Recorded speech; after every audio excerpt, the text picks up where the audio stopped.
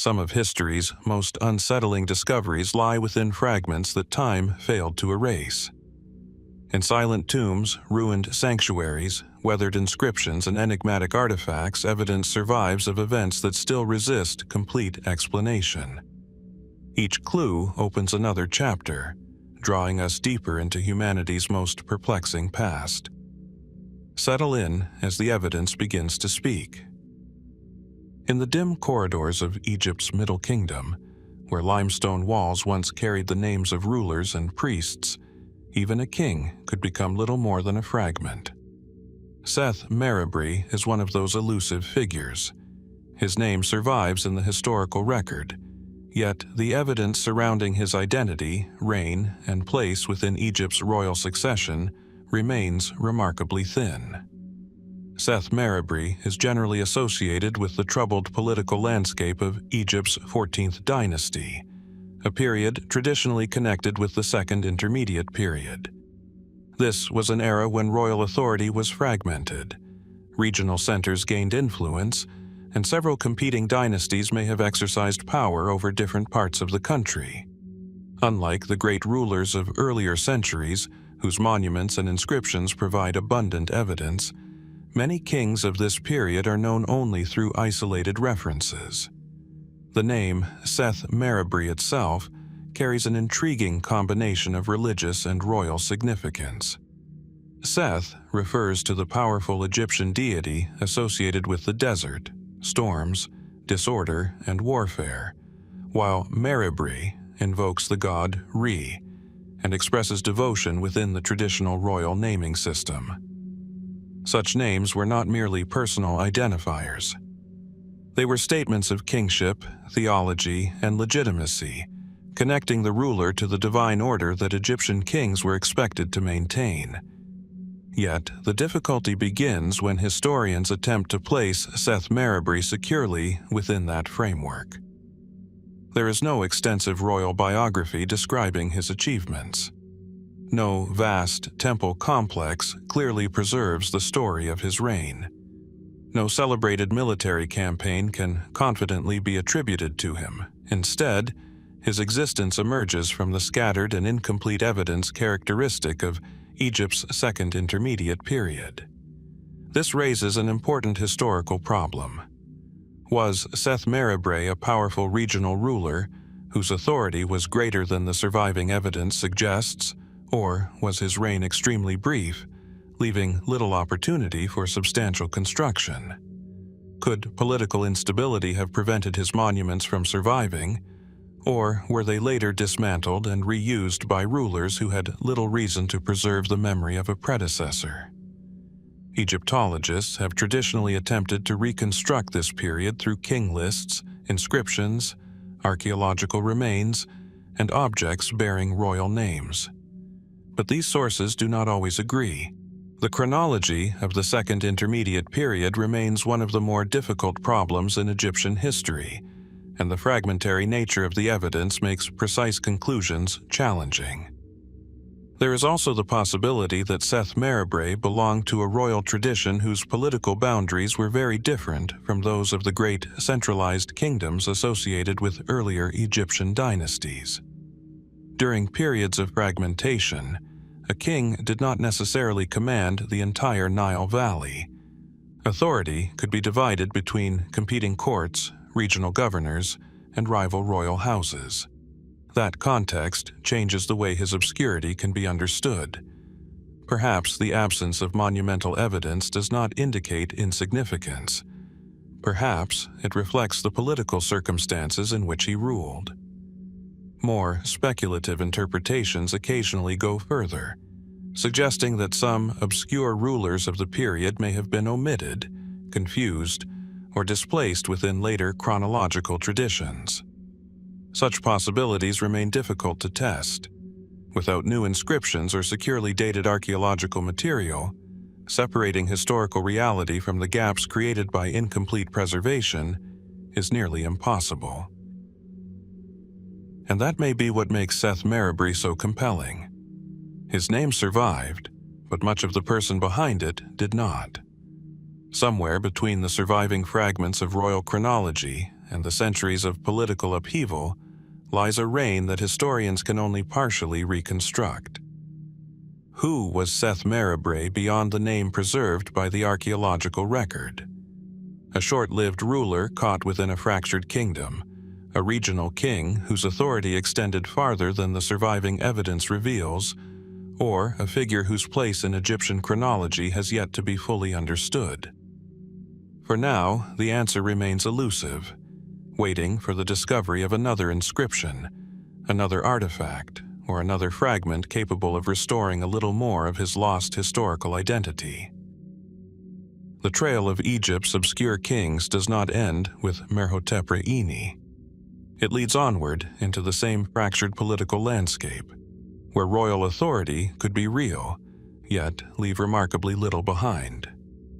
Among the rulers caught within this uncertain succession is Imyremeshaw, a king whose name survives in the archaeological record, while the circumstances of his reign remain difficult to reconstruct. His surviving traces are modest, inscriptions carved in the formal language of Egyptian kingship, preserving the royal name of a ruler who once occupied the throne. To the modern eye, such fragments may appear almost insignificant beside the colossal monuments of better-known pharaohs. Yet each sign represents an official act of remembrance. Someone commissioned the inscription, someone carved it, and somewhere within Egypt, Imyremeshaw's authority was once publicly recognized. He is generally placed within the 13th dynasty during the Second Intermediate Period, a politically unsettled era following the Middle Kingdom. Egypt still possessed sophisticated administrative institutions, religious traditions, and royal ideology, but central authority was becoming increasingly difficult to maintain. Kings succeeded one another rapidly, and political influence was divided among competing centers. Within this setting, Imyremeshaw appears only briefly. The Turin king list provides one important clue. This damaged papyrus preserves the names of numerous Egyptian rulers and remains essential for reconstructing periods in which archaeological evidence is sparse.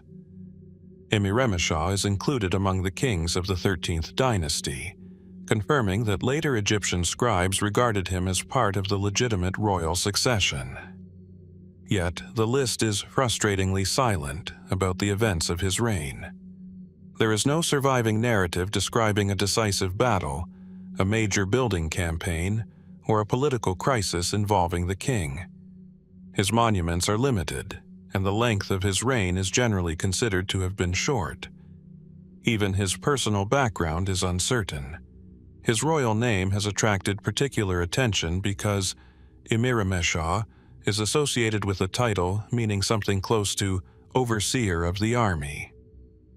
This has led some scholars to consider whether he may have risen from an administrative or military position rather than descending from a long-established royal family.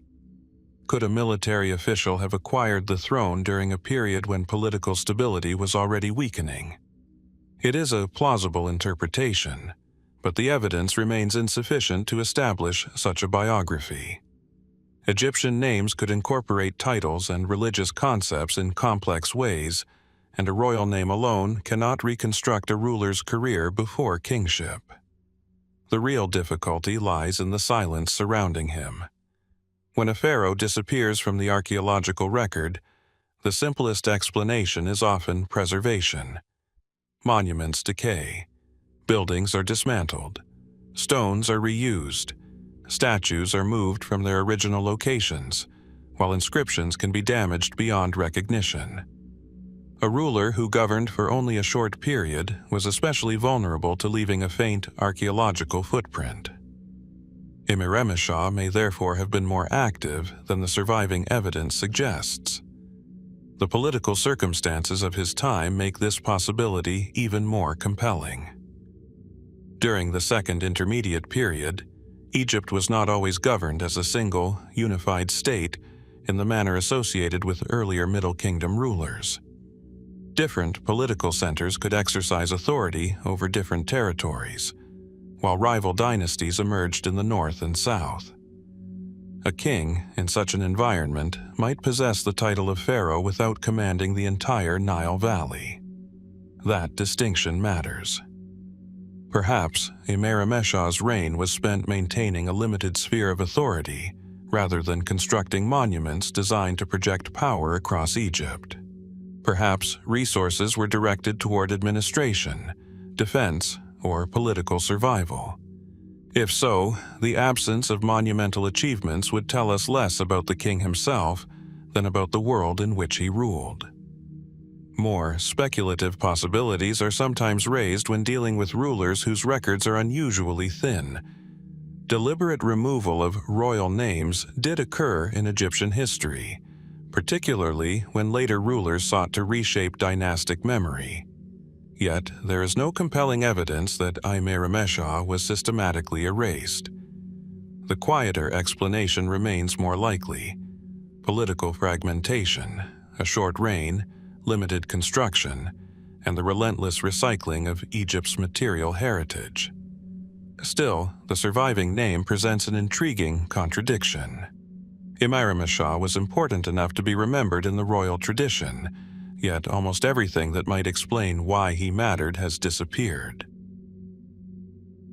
What did his court look like? Which officials served him? How extensive was his authority? Did he face rivals within Egypt, or did his reign pass relatively quietly before another ruler took his place? The archaeological record cannot yet answer these questions. For now, Imyremeshaw remains suspended between certainty and absence. A documented king whose existence is secure, but whose personal story has largely dissolved from view. Somewhere among reused stones, unidentified fragments, and incomplete records, further evidence may still survive. The question is whether it has already been found without being recognized, or whether the missing pieces of his reign are still waiting to emerge. The trail grows fainter as we move through the crowded succession of Egypt's 13th dynasty. Names appear, disappear, and reappear in damaged records, while the physical remains of individual reigns have often been scattered beyond recognition. Among these elusive rulers stands Merhotepre, a king whose name endured in the royal tradition, but whose reign remains remarkably difficult to reconstruct. The most important clue is not a colossal statue or an intact temple, but the fragile record of a king list. The Turin king list, written on papyrus and now preserved only in damaged fragments, contains the names of numerous Egyptian rulers. Its surviving sections provide an essential framework for understanding periods in which other evidence is scarce. Merhotepre appears within this royal sequence, establishing his place among the rulers of the 13th dynasty. Yet the record tells us remarkably little about him. There are no extensive surviving accounts describing his personality, political ambitions, military campaigns, or relationship with the officials who governed Egypt in his name. His archaeological footprint is limited, and the chronology of the dynasty itself remains difficult to establish with complete precision. This absence becomes more striking when we consider what kingship meant in ancient Egypt. A pharaoh was not merely a political administrator. The king occupied the center of a religious and institutional system that connected temples, officials, taxation, agriculture, and royal ceremonies. Even a relatively brief reign could leave behind inscriptions, statues, construction projects, and administrative documents. So, why does Merhotepre seem to leave so little? One explanation is simply that much of the evidence has not survived. Egyptian monuments were repeatedly altered, dismantled, and reused. Blocks belonging to earlier structures could become foundations for later buildings. Statues might be moved from their original settings. Inscriptions could be damaged by erosion, deliberate alteration, or centuries of human activity. A ruler who possessed limited resources or governed for a short period would have been especially vulnerable to this process. The political environment of the 13th dynasty provides another important piece of the puzzle. This was a period of increasing instability following the Middle Kingdom. Royal authority remained powerful in principle, but the centralized system that had supported earlier rulers was under growing pressure. A succession of kings occupied the throne, and political influence was increasingly divided among regional centers. Merhotepre therefore ruled in a world very different from that of the great builders of the Old and Middle Kingdoms. Perhaps his government concentrated on maintaining administrative control rather than constructing monumental architecture. Perhaps his authority extended over a more limited territory. Or perhaps his reign was simply too brief for major projects to reach completion. These explanations require no extraordinary event. Yet, the gaps naturally encourage further speculation. Could Merhotepre have been caught within a disputed succession? Did rival factions compete for influence around the throne? Was his reign interrupted by political developments that later Egyptian scribes chose not to record? Such possibilities cannot be ruled out completely, but neither can they be demonstrated from the surviving evidence. The temptation to fill historical silence with dramatic narratives is strong, particularly when dealing with rulers who left so little behind. Responsible reconstruction requires resisting that temptation. There is, however, another possibility worth considering. The absence of evidence may itself reflect the changing nature of royal memory. Egyptian rulers sometimes altered monuments belonging to earlier kings, replacing names or incorporating older material into new structures. Such practices were not always acts of hostility. Practical reuse was common. But over generations, the physical identity of an obscure king could become increasingly difficult to recognize. Could something similar have happened to Merhotepre? Perhaps stones carrying his name now form part of later buildings. Perhaps objects once associated with his court were relocated and their original context lost. Perhaps inscriptions survive in fragments that have not yet been connected with one another. At present, there is no convincing evidence that he was deliberately erased. The more cautious explanation remains the combination of a difficult historical period, limited surviving material, and the ordinary processes through which archaeological evidence disappears. And yet, his name remains. A king once stood before the institutions of Egypt and was recognized as the holder of royal authority. Officials would have acted in his name. Religious ceremonies would have invoked his position. Decisions affecting thousands of people would have been issued under his reign. Today, only fragments allow us to approach that world. Was Merhotepre a short-lived ruler whose reign passed quietly amid political uncertainty, or did events during his time on the throne leave traces that archaeology has not yet identified? How much of his story lies inside the damaged royal lists, reused monuments, and scattered inscriptions of the period? For now, the evidence stops at the edge of certainty. Merhotepre remains a documented king whose historical presence is clear, while the circumstances surrounding his disappearance from the archaeological record remain unresolved. Somewhere between the surviving fragments and the immense body of material still awaiting interpretation, his story may yet contain another piece of evidence capable of changing what we think we know. From the uncertain succession of Egypt's 13th dynasty, the trail now leads toward a more tangible royal presence. At Dashur, amid the monumental remains of Egypt's royal necropolises, archaeologists uncovered a modest burial complex belonging to a king named Hor. It was not the grand tomb of a ruler such as Senesret III, but a comparatively restrained chamber whose surviving contents would nevertheless provide an unusually intimate glimpse into a little-known pharaoh. Hor I is generally placed within the 13th dynasty, during the later Middle Kingdom and the beginning of the Second Intermediate Period. His reign is usually considered to have been relatively short, and the surviving evidence offers only a limited portrait of his political career. Unlike Egypt's most celebrated kings, Hor left no vast temple complex, proclaiming his achievements across generations. Yet his burial tells us something important. Inside the tomb at Dashur, archaeologists discovered the remains of the king along with objects associated with his burial. Among the most notable was a wooden statue of Hor, preserved with remarkable clarity despite its age. The figure depicts the ruler in a restrained, almost human manner, standing with the formal dignity expected of Egyptian kingship. There is something compelling about this statue. The face is not merely an abstract symbol of royal power. It gives the impression of an individual who once lived, ruled, and was ultimately carried into the burial chamber that was intended to preserve his identity for eternity.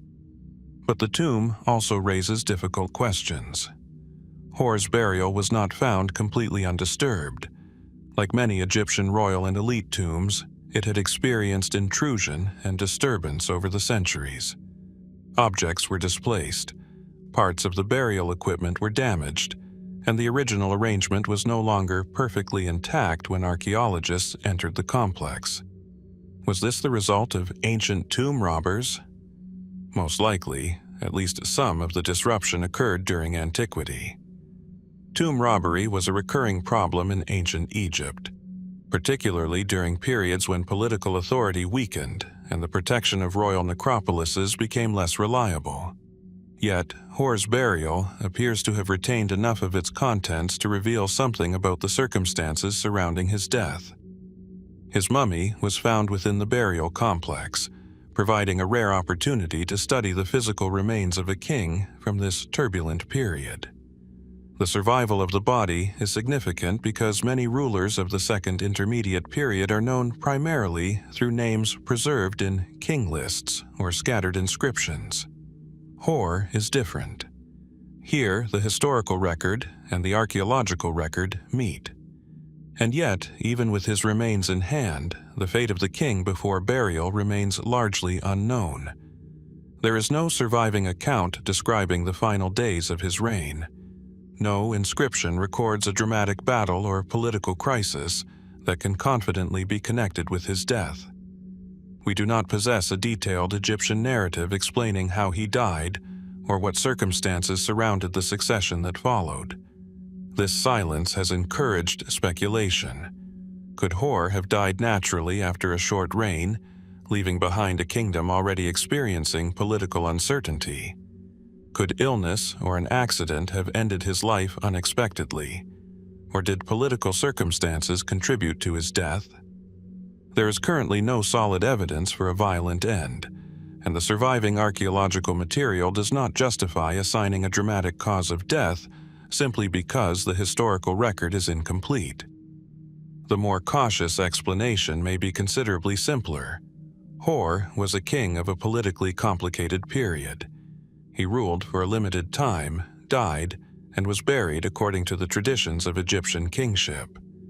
His successors continued the royal institution, while later generations gradually altered the landscape around his tomb. Over time, his name became increasingly obscure. This is perhaps the most intriguing aspect of Hor's story. Unlike rulers whose monuments dominate the archaeological landscape, his memory survived through relatively modest traces. His burial was discovered, his statue endured, and his royal identity remained identifiable. But the narrative connecting these fragments is incomplete. Even the broader chronology surrounding Hor can be difficult to reconstruct. The 13th dynasty contains numerous rulers, and the sequence of their reigns is not always straightforward. King lists, inscriptions, and archaeological evidence must be compared carefully, while gaps in the record leave room for uncertainty.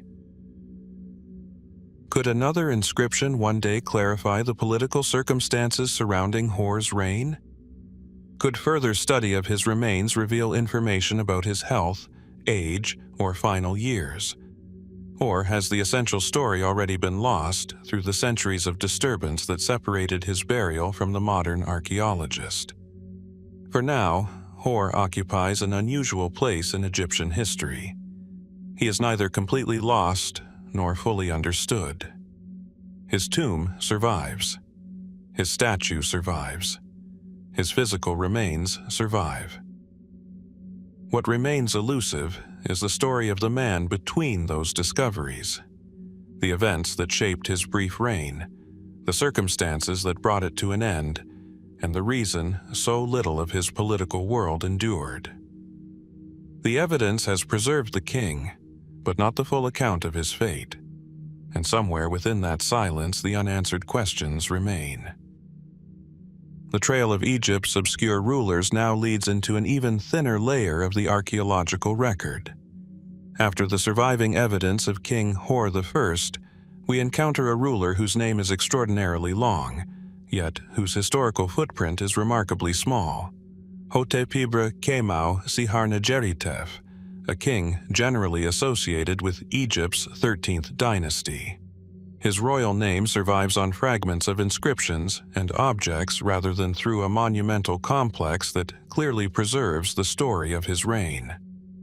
The hieroglyphs are formal, deliberate, and unmistakably royal, recording the titulary of a sovereign who once stood at the center of Egypt's political and religious order.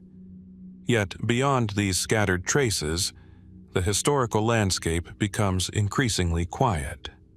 Hotepibre Qemau Siharnedjheritef is usually placed among the rulers of the 13th dynasty, a period marked by rapid royal succession and growing political complexity. Egypt still possessed the institutions inherited from the Middle Kingdom, but the authority of individual kings could vary considerably. Some rulers appear to have governed for only brief periods, leaving little opportunity to establish a lasting architectural legacy. The name itself offers an intriguing clue. Hotepibre invokes the heart of the god Re and expresses a familiar Egyptian royal association with divine legitimacy. Qemau Siharnedjheritef, preserved in the king's titulary, reflects the elaborate naming traditions used to define royal identity. Such names were not casual labels. They connected the ruler to religious principles, royal ancestry, and the cosmic order that Egyptian kings were expected to uphold. Yet, the grandeur of the name contrasts sharply with the scarcity of evidence. What happened to the monuments that once carried it? One possibility is simply that they were never extensive. A short reign could produce only limited construction, particularly during a period when political and economic resources were under pressure. Another possibility is that his monuments were later dismantled and their stone reused. This was common in Egypt. Buildings were not always treated as permanent historical records. Stone was a valuable resource, and earlier structures could be quarried for later construction. Royal statues could be moved, inscriptions altered, and architectural blocks incorporated into entirely different monuments. Over centuries, the original context of an inscription could disappear while the carved name survived. For Hotepibre, that process may explain much of the uncertainty surrounding his reign. The 13th dynasty itself presents historians with a complicated chronological puzzle. Numerous kings appear within the surviving king lists, but the records are incomplete, and their exact sequence and dates are not always certain. Some rulers are represented by multiple inscriptions, while others are known from only a handful of references. Hotepibre belongs to this second, more elusive category. His existence is not simply legendary. His royal name is supported by archaeological evidence. But the events that defined his reign remain difficult to recover. We do not possess a detailed account of his political policies, military activities, diplomatic relationships, or personal life. Could he have ruled only briefly before being replaced by another claimant? That is possible. Could political competition within the royal court have influenced his succession? Perhaps, although there is no decisive evidence demonstrating such a struggle. More speculative interpretations sometimes turn the scarcity of evidence into a story of deliberate erasure. Ancient Egyptian rulers occasionally modified earlier monuments, and political memory could certainly be manipulated. Yet, there is no strong evidence that Hotepibre was intentionally removed from history. The quieter explanation remains more consistent with what is known about the period. A short, or relatively obscure reign, followed by centuries of reuse, erosion, and historical neglect. And yet, his name survived. That fact is more significant than it might initially appear.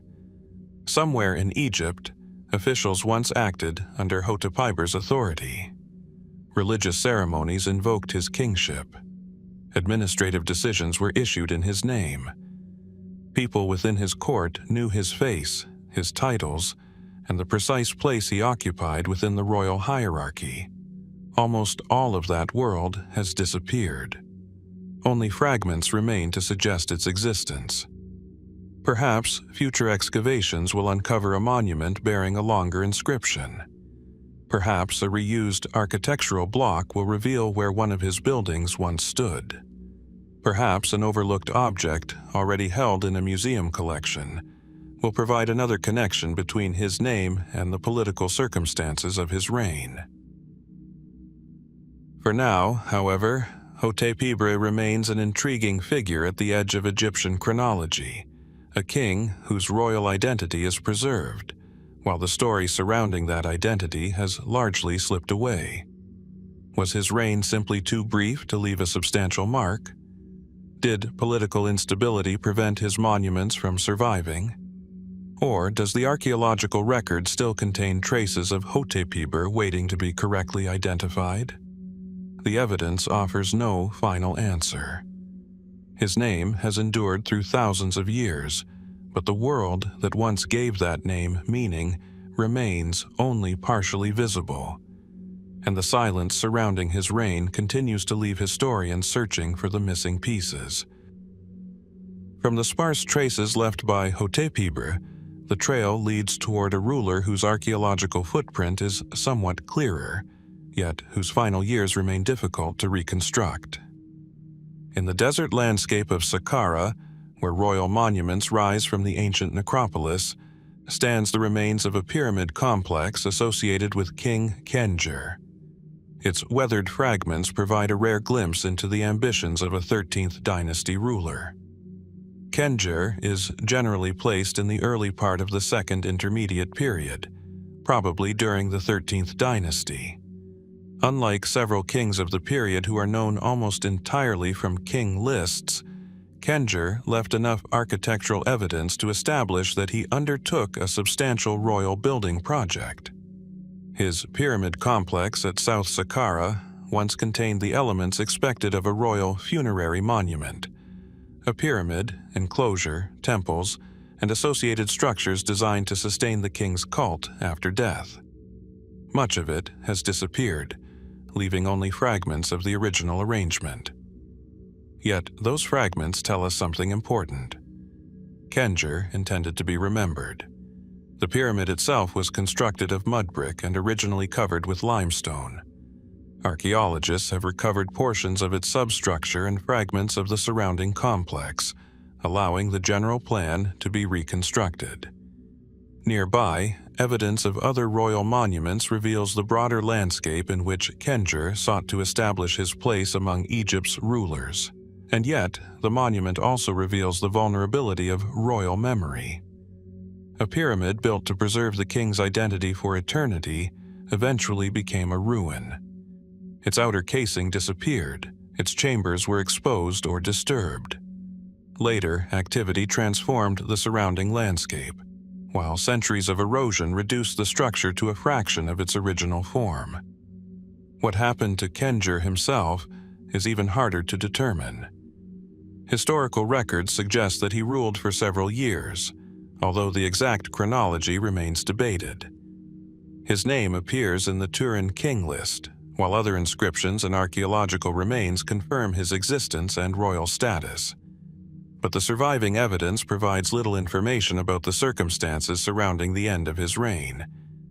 There is no detailed account describing his final illness, death, or succession. That silence is not unusual for Egyptian kings. Royal inscriptions were generally designed to emphasize continuity.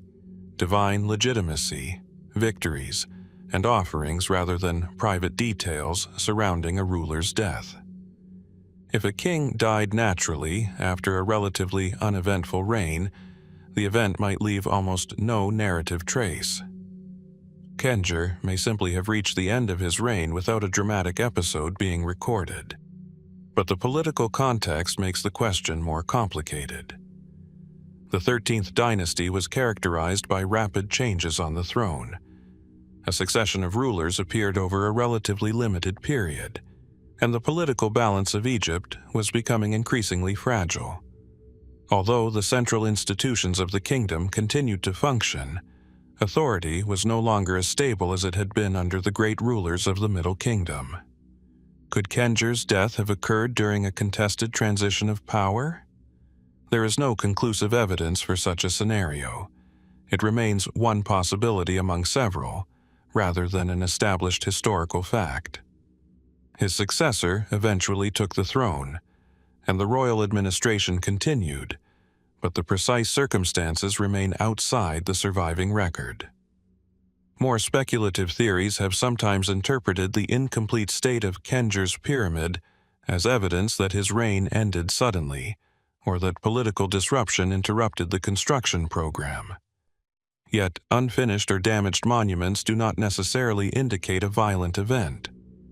Egyptian building projects could continue for years, be modified, or remain incomplete for economic and administrative reasons.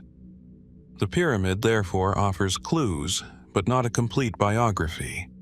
What is particularly striking is the contrast between Khendjer's ambition and the limited survival of his memory.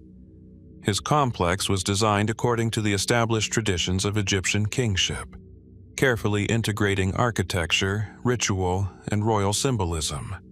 Yet today, much of that carefully constructed identity survives only in fragments. The king sought permanence. Time provided something else. Perhaps further evidence once existed in the complex but was destroyed or reused. Perhaps documents describing Khendjer's final years were lost with the administrative centers that produced them, or perhaps his death was so ordinary that no one considered it worthy of recording in detail. That possibility is worth remembering. History often preserves dramatic events more readily than ordinary ones, but the disappearance of evidence does not necessarily imply a dramatic cause. Sometimes a ruler simply dies, another takes his place, and generations gradually move on. Still, the unanswered questions remain. What circumstances ended Khendjer's reign? Was his succession peaceful, or did political tensions shape the transition? Did his unfinished monuments reflect limited resources, changing priorities, or an abrupt interruption? The surviving pyramid can tell us where Khendjer intended his final resting place to be. The inscriptions can confirm that he ruled. The royal lists can place him within the succession. But the final chapter of his life remains unwritten. And among the weathered stones of Saqqara, where a monument built for eternity now stands in fragments, the fate of King Khendjer remains one more incomplete piece of Egypt's difficult and fascinating royal record. The trail through Egypt's 13th dynasty now leads toward another ruler, whose name survived while much of his story did not. In the shadow of Thebes, fragments of inscribed stone preserve the memory of King Wegaf, a pharaoh whose reign appears briefly within the turbulent succession of Egypt's second intermediate period. His surviving monuments are modest, but the inscriptions attached to them offer a glimpse into a political world that was becoming increasingly difficult to reconstruct. Wegaf is generally identified as a ruler of the 13th dynasty, although his precise position within the dynasty has been debated. His name appears in the Turin king list, while inscriptions and fragments associated with him provide additional evidence that he exercised royal authority. One of the most important pieces of evidence connected with Wegaf is a stela from Thebes. The object is not enormous, nor does it contain an elaborate narrative of conquest. Instead, its carved hieroglyphs preserve a formal royal statement, demonstrating that Wegaf was actively presenting himself as a legitimate ruler. The inscription is valuable precisely because the surrounding historical record is so thin. During this period, Egypt remained culturally and institutionally recognizable as a kingdom, yet political authority was becoming increasingly fragmented. The Middle Kingdom had left behind a sophisticated administrative system, but the succession of numerous rulers within the 13th dynasty suggests that maintaining long-term royal stability was becoming difficult. Wegaf appears to have ruled only briefly. This creates an immediate question. Why does a king whose name was officially recorded leave so little trace of the events that occurred during his reign? The simplest explanation may be the duration of his rule. A short reign naturally produces fewer monuments, fewer administrative records, and fewer opportunities for major construction. If political circumstances were unstable at the same time, the chances of preserving that material would have been even lower. There is also evidence that later rulers continued to use and modify monuments from earlier periods. Stone was valuable, and royal inscriptions could become part of later construction. An object created to commemorate one king could eventually be relocated far from its original setting. For Wegaf, this makes archaeological context particularly important. A surviving inscription may confirm his existence, yet still provide little information about where his original monument stood or how extensive his authority actually was. The Turin King list offers another fragment of the puzzle. Although damaged and incomplete, it records Wegaf within the royal succession. The presence of his name demonstrates that later Egyptian scribes recognized him as a legitimate monarch. Yet, the list does not preserve a narrative explaining the circumstances of his accession or death. This silence is typical of the period. The 13th dynasty contains a remarkably large number of rulers, many of whom seem to have governed for limited periods. Historians continue to debate the precise chronology and relationships between these kings. In some cases, even establishing whether a ruler governed immediately before or after another can be difficult. Wegaf therefore occupies an uncertain position within a broader historical puzzle. Could he have been replaced through an ordinary succession after a short reign? Certainly. Could rival political interests have influenced the transition? That is possible, especially given the increasingly complex political environment, but the surviving evidence does not establish a specific conflict. More speculative interpretations sometimes portray the disappearance of obscure kings as evidence of deliberate political erasure. Egyptian rulers did occasionally alter earlier monuments, remove names, or reuse royal material for their own purposes. Yet, there is no compelling evidence that Wegaf was subjected to a systematic campaign of erasure. His obscurity may instead be the result of ordinary historical processes. His reign was brief. His monuments were limited. His inscriptions were exposed to reuse and destruction. And later generations had little reason to preserve detailed accounts of a ruler whose political importance may have been short-lived.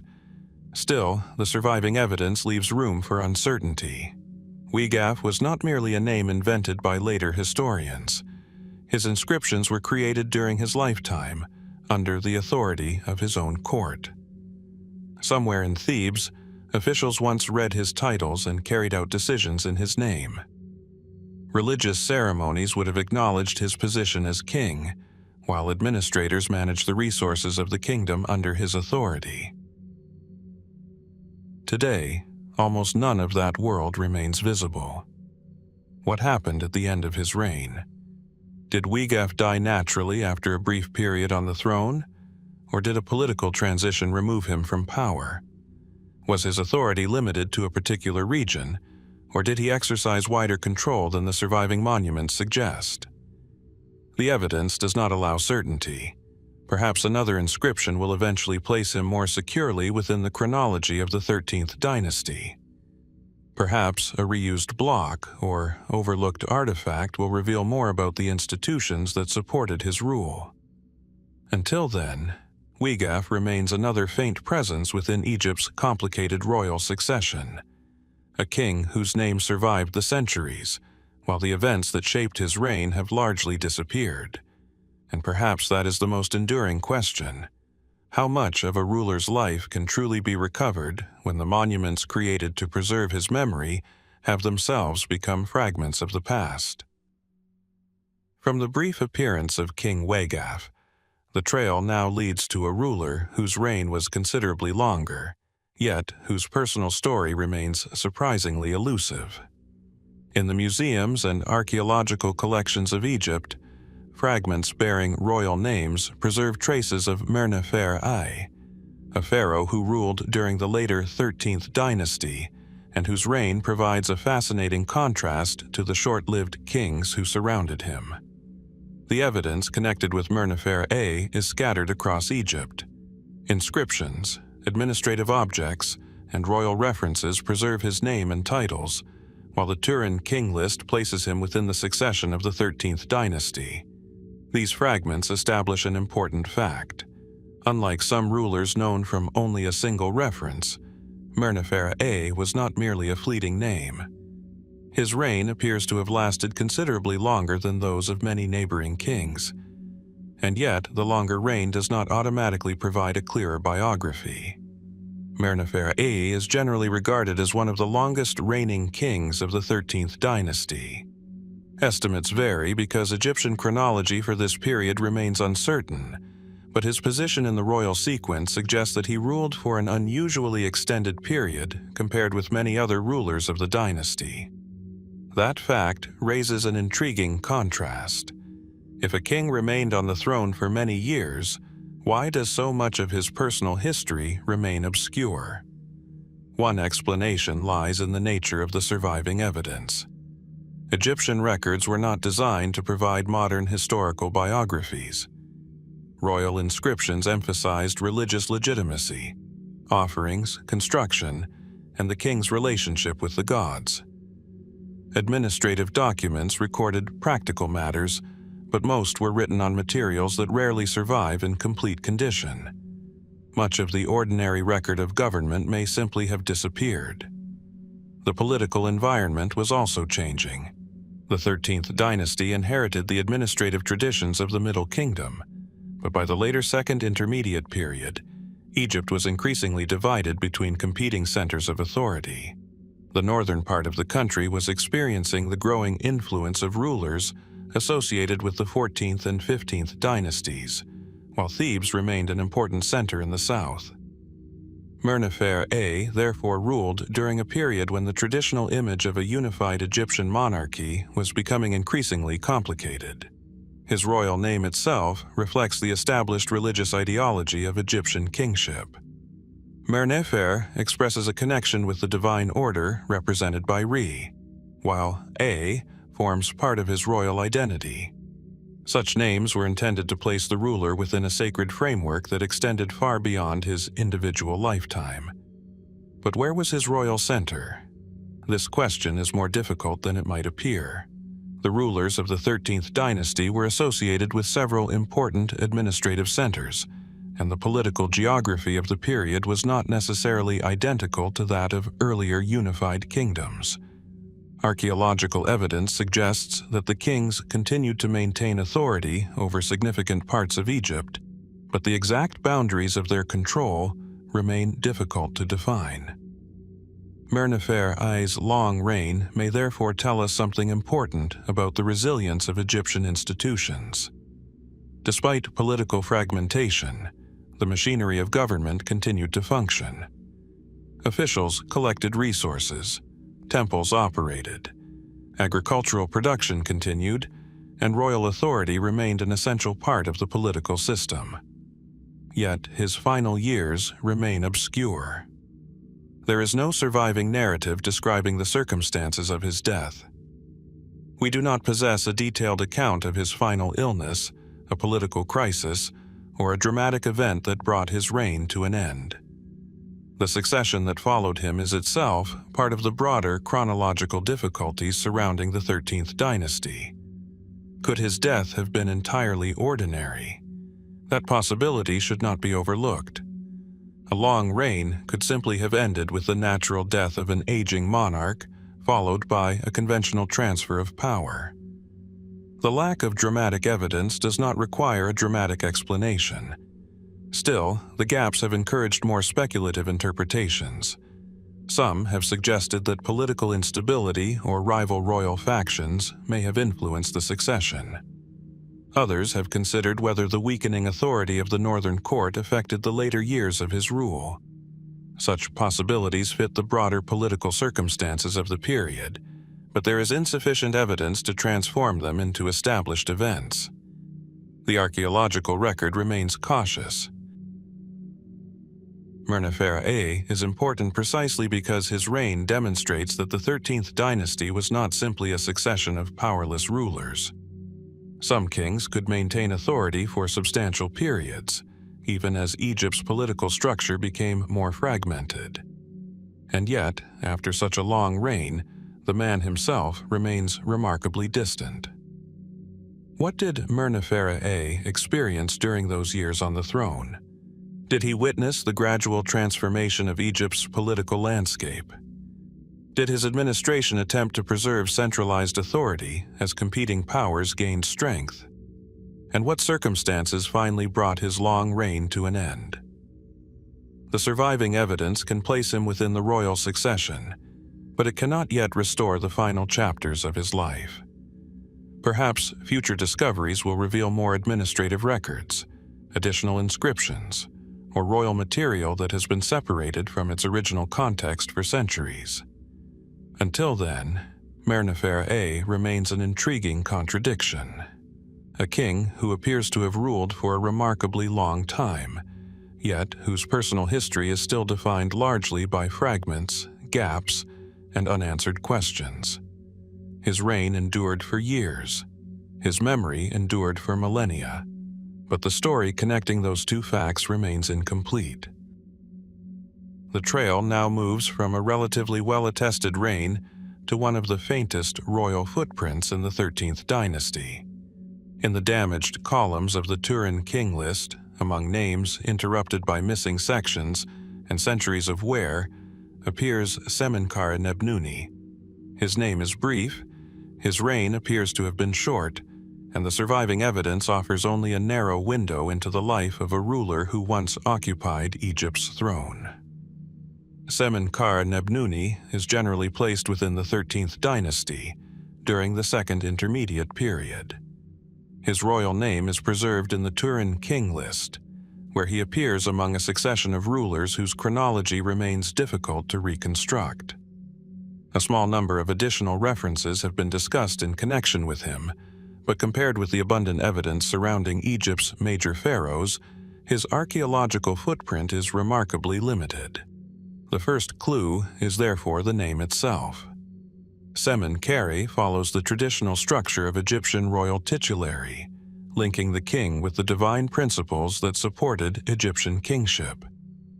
Nebnuni forms his personal royal name, but beyond these formal identifiers, surprisingly little can be said with confidence about the individual behind them. How could a king become so difficult to see? The answer may lie partly in the historical period in which he ruled. The 13th dynasty inherited the institutions of the Middle Kingdom, including a sophisticated bureaucracy, religious administration, and a deeply established concept of centralized kingship. Yet, the political environment was changing. A succession of rulers occupied the throne, often for relatively short periods, while regional powers were becoming increasingly significant. In such circumstances, a king could possess the full symbolism of pharaonic authority without leaving behind the monumental record associated with earlier dynasties. Semenkare Nebnuni appears to have been one of those rulers. The Turin king list is particularly important because it preserves a sequence of names that would otherwise have disappeared completely. But the papyrus is damaged, and the information it provides is limited. For many kings, it gives little more than a name and a reign length, if even that information has survived clearly. Nebnuni appears to have ruled for only a brief period. If that is correct, the scarcity of his monuments becomes easier to understand. Royal construction required resources, skilled labor, administrative organization, and time.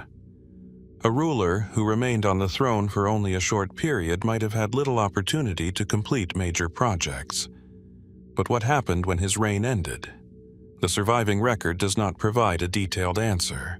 There is no known narrative describing his death, no reliable account of a political confrontation, and no surviving inscription explaining the circumstances of the succession that followed. His disappearance from the historical record may therefore be less a disappearance of the king himself than the disappearance of the evidence surrounding him. Egypt's monuments were repeatedly reused. Later rulers could dismantle earlier structures, move statues, or incorporate old stone into new buildings. Inscriptions exposed to weather and human activity could become damaged beyond recognition. Over thousands of years, the physical traces of a short reign could be reduced to a handful of isolated signs. This conventional explanation is enough to account for much of Nebnuni's obscurity. Yet, the historical context leaves room for other possibilities. Could his accession have been connected with a disputed succession? Did competing factions within the royal administration influence his brief reign? Was his authority concentrated around a particular political center rather than extending throughout Egypt?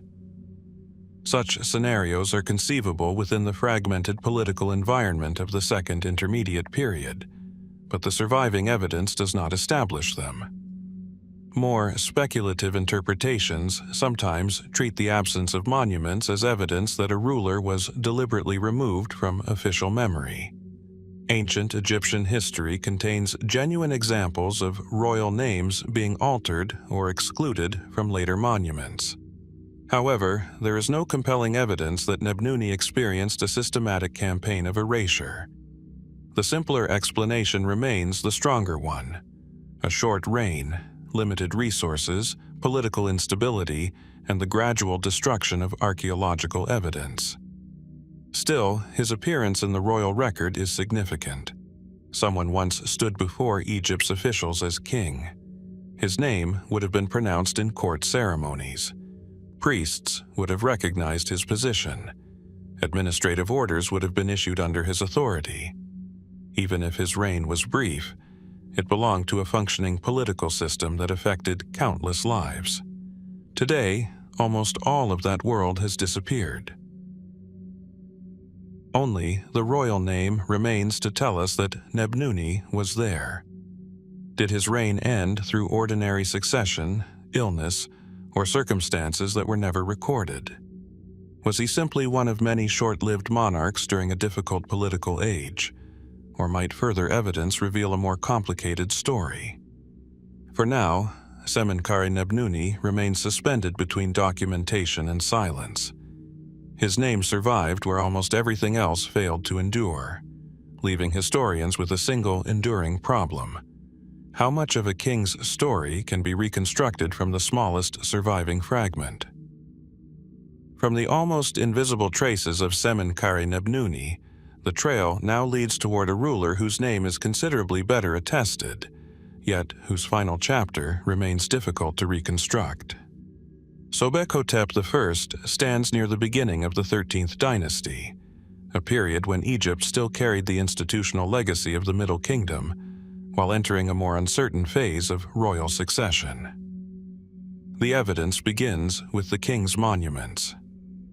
Fragments bearing the name of Sobekhotep have been identified at several Egyptian sites, including material associated with the royal landscape of Abydos. These remains are not comparable in scale with the great monuments of earlier pharaohs, but they confirm something essential. Sobekhotep I was a recognized king whose authority was expressed through the traditional language of Egyptian royalty.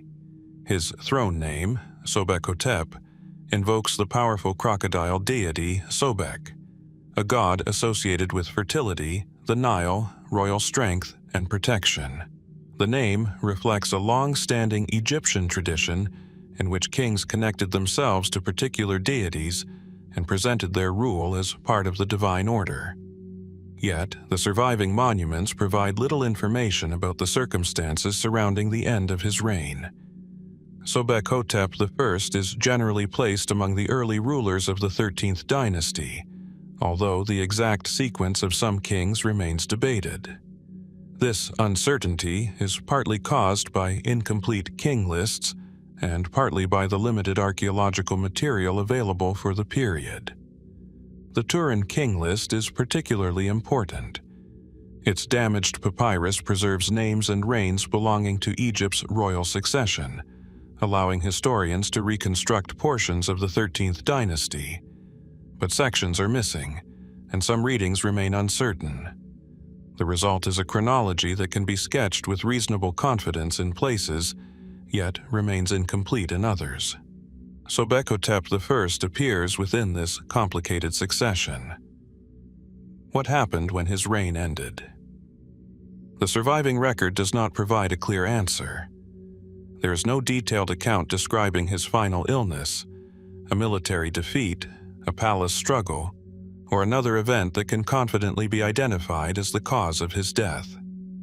As with many rulers of this period, the absence of such information may simply reflect the nature of Egyptian historical writing. Royal inscriptions were rarely intended to preserve private biographies. They emphasized offerings, religious legitimacy, royal achievements, and the king's relationship with the gods. The circumstances of death were often less important than the continuation of kingship itself. Sobekhotep I may therefore have died in circumstances that seemed ordinary to his contemporaries. But his position within the early 13th dynasty makes the question more interesting. The dynasty emerged after the long Middle Kingdom tradition, when centralized authority had already begun facing challenges. The state remained capable of considerable organization, but the throne changed hands repeatedly.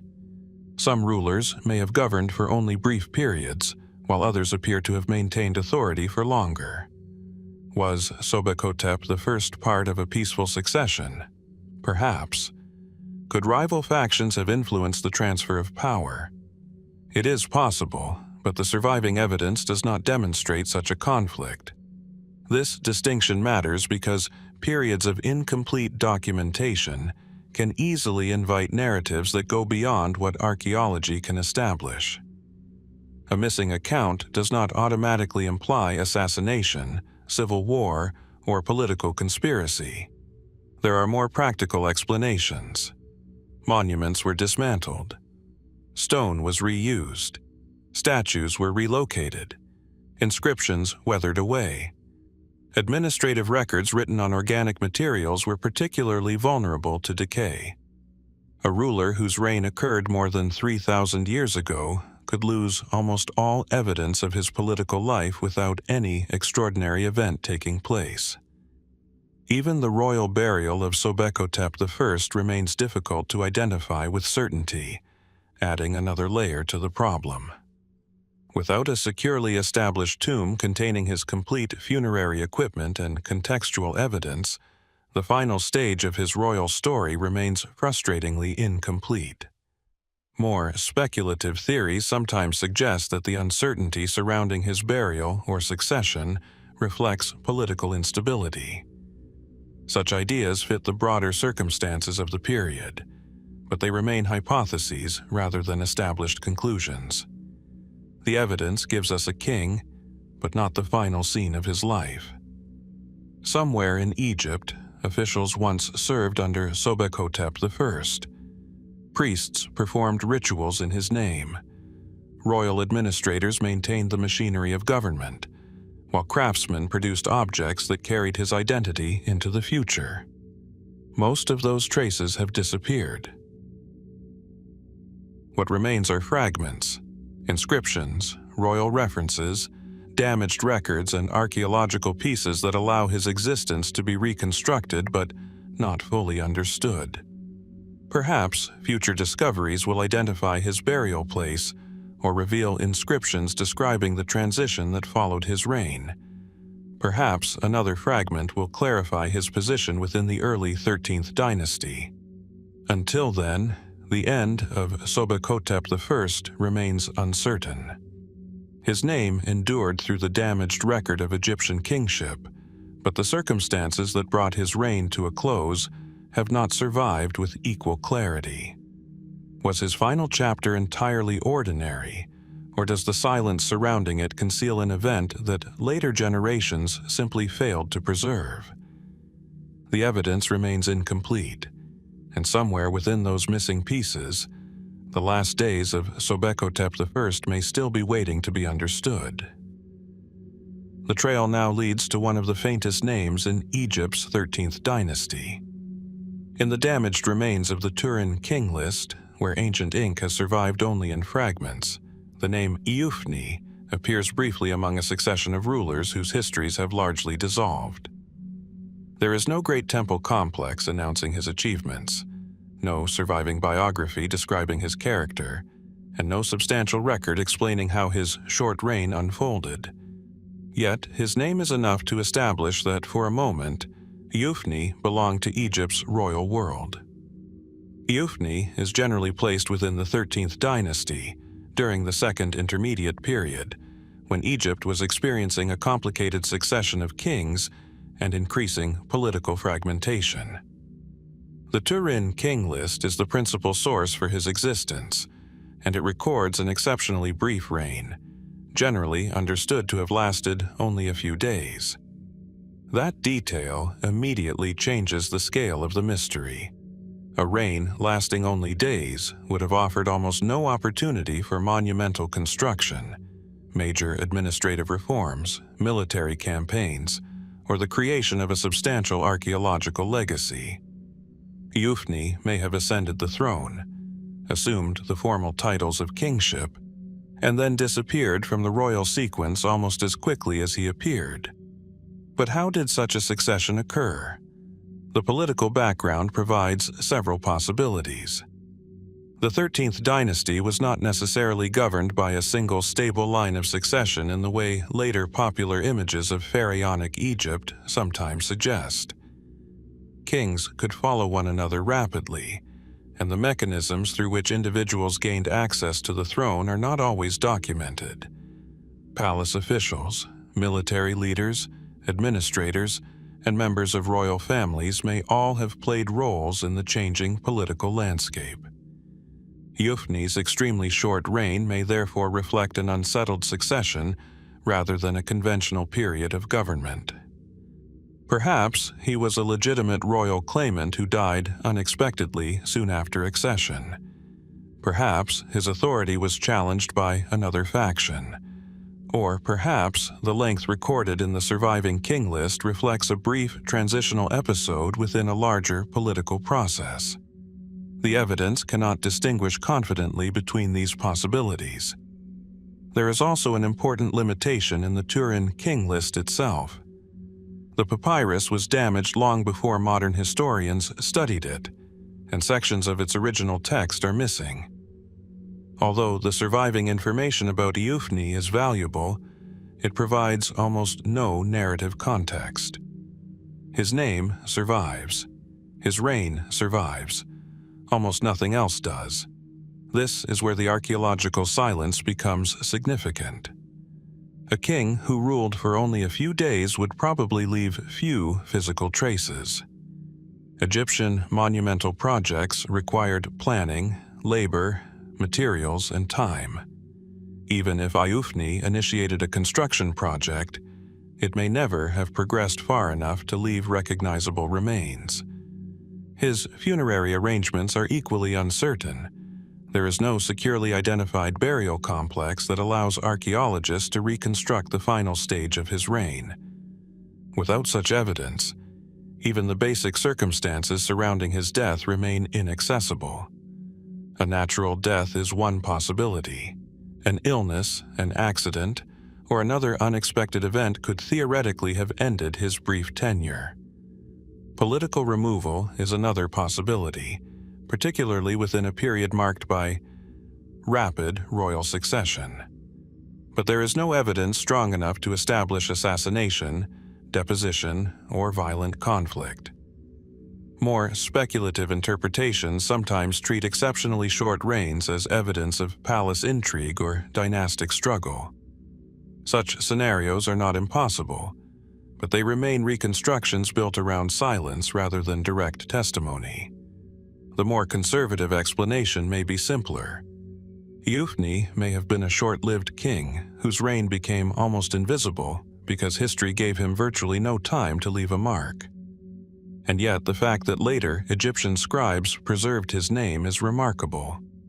Someone considered his reign significant enough to include in the royal succession. His brief appearance was not erased completely. It remained embedded within the record of Egypt's kings, waiting thousands of years for another generation to notice it. For the people living at the time, Iufni would not have been merely a name in a damaged papyrus. He would have possessed royal authority, however briefly. His court would have recognized his titles. Priests would have acknowledged his kingship. Officials would have understood that the person occupying the throne had changed. Then, almost immediately, the record moves on. Was Iufni a king who died unexpectedly after only a few days? Was his accession part of a contested political transition? Did his brief reign reflect a struggle within the royal court that later scribes chose not to describe? The evidence remains silent. For now, Iufni occupies one of the smallest spaces in Egypt's royal chronology, yet that tiny space raises a remarkably large question. How many political events, personal struggles, and human stories can disappear when a reign lasts only days? His name survived. His reign was recorded. But the circumstances that brought him to the throne and carried him away from it remain almost entirely beyond reach. The faint trail left by Iufni leads onward to a ruler whose archaeological remains provide a more tangible, though still incomplete, connection to Egypt's turbulent royal past. At Dashur, among the broad desert fields where pyramids rise above the ancient necropolis, fragments of a royal monument preserve the name Ameny Qemau. His pyramid complex is modest compared with the great monuments of earlier dynasties, yet the surviving remains offer an important glimpse into a period when Egypt's political landscape was becoming increasingly fragmented. Ameny Qemau is generally associated with the later 13th dynasty, or the broader Second Intermediate Period, although his precise dynastic placement and chronology have been debated. His name appears on fragments connected with a pyramid complex at Dashur, discovered in the 20th century. The monument itself had suffered extensive destruction, leaving archaeologists with only portions of the original structure. Yet, one surviving detail was remarkably important: inscriptions identifying the king. The pyramid complex was built according to established Egyptian funerary traditions. Its purpose was not simply to bury the ruler, but to establish a permanent setting for the royal cult.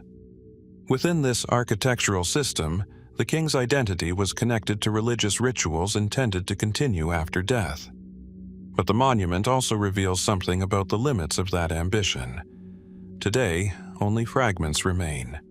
The pyramid has largely disappeared, while the internal chambers and surrounding structures have been heavily damaged. Much of the original architectural arrangement must be reconstructed from scattered archaeological evidence.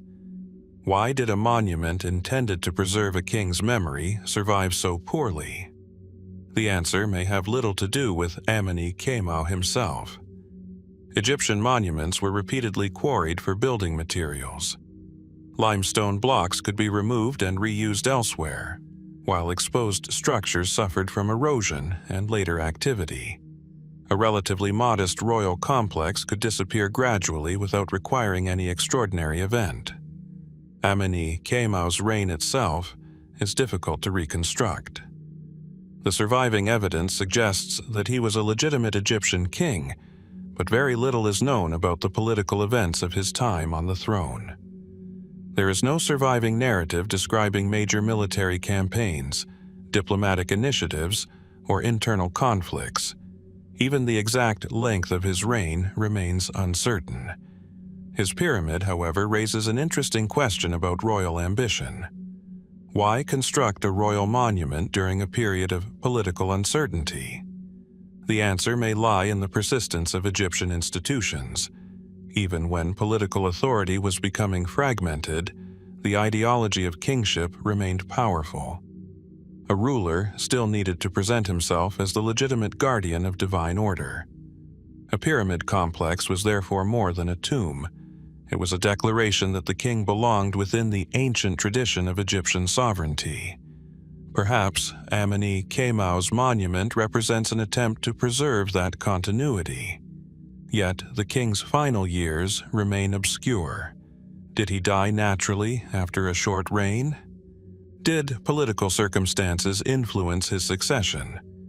Was his authority challenged by competing royal factions? These possibilities are consistent with the broader instability of the period, but there is no decisive evidence linking Ameny Qemau to any particular crisis.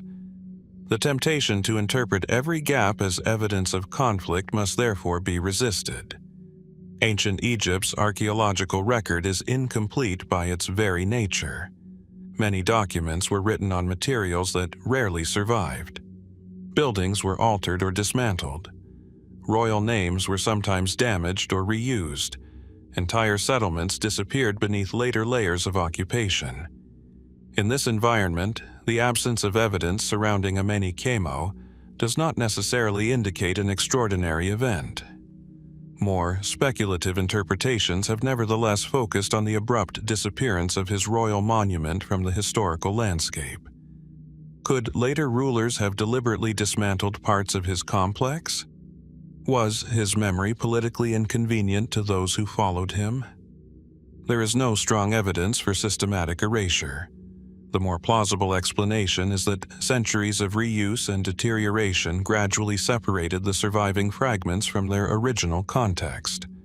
What was once a carefully planned royal complex became a scattered archaeological site, and the story of its owner became increasingly difficult to reconstruct.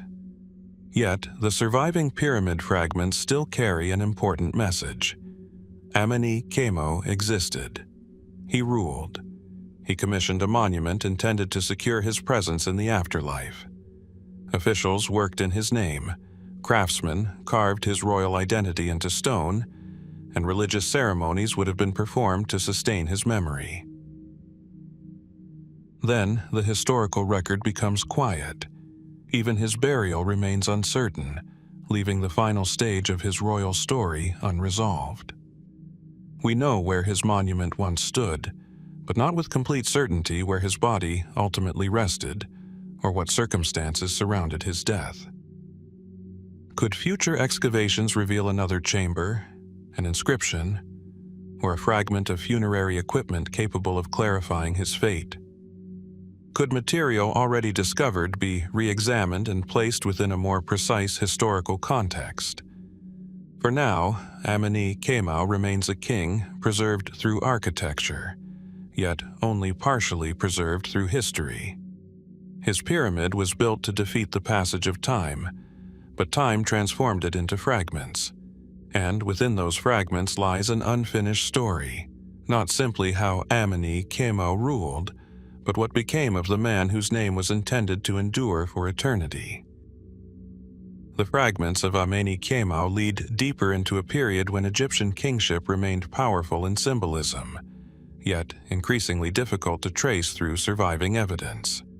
Among the rulers of this complicated age stands Seankhibre Ameny Antef Amenemhet VI, a king whose elaborate royal name survives in the archaeological record, while the circumstances of his reign and final years remain only partially understood. The name itself is a remarkable object of study. Egyptian royal titulary was carefully constructed, combining religious references, claims of legitimacy, and traditional expressions of kingship. Seankhibre Ameny Antef Amenemhet VI carried several names associated with the royal identity, linking him to established traditions of divine authority and dynastic succession. Yet, behind this elaborate titulary stands a remarkably elusive ruler. Amenemhet VI is generally placed within the 13th dynasty, during the Second Intermediate Period. His existence is supported by several archaeological and textual references, including royal inscriptions and objects bearing his name. These traces are valuable because they confirm that his kingship was recognized by the institutions of Egypt, but they do not provide a complete biography. The political world surrounding Amenemhet VI was already becoming increasingly complex. The 13th dynasty followed the Middle Kingdom, a period remembered for strong centralized administration and major royal building programs. By the later Middle Kingdom and Second Intermediate Period, however, the succession of numerous rulers suggests that the political structure was becoming less stable. Amenemhet VI appears to have ruled within this changing environment. The surviving records indicate that he was a legitimate monarch, yet the exact duration and circumstances of his reign remain uncertain. Like many rulers of the period, his archaeological footprint is modest when compared with the great kings of earlier dynasties. What happened to the monuments that once carried his name? Some may simply have disappeared through the ordinary processes of time. Egyptian temples and royal structures were repeatedly dismantled and rebuilt. Stone blocks were valuable construction material, while statues and architectural elements could be moved from one location to another. An inscription separated from its original context can survive physically while losing much of its historical meaning. This may help explain why Amenemhet VI remains difficult to reconstruct.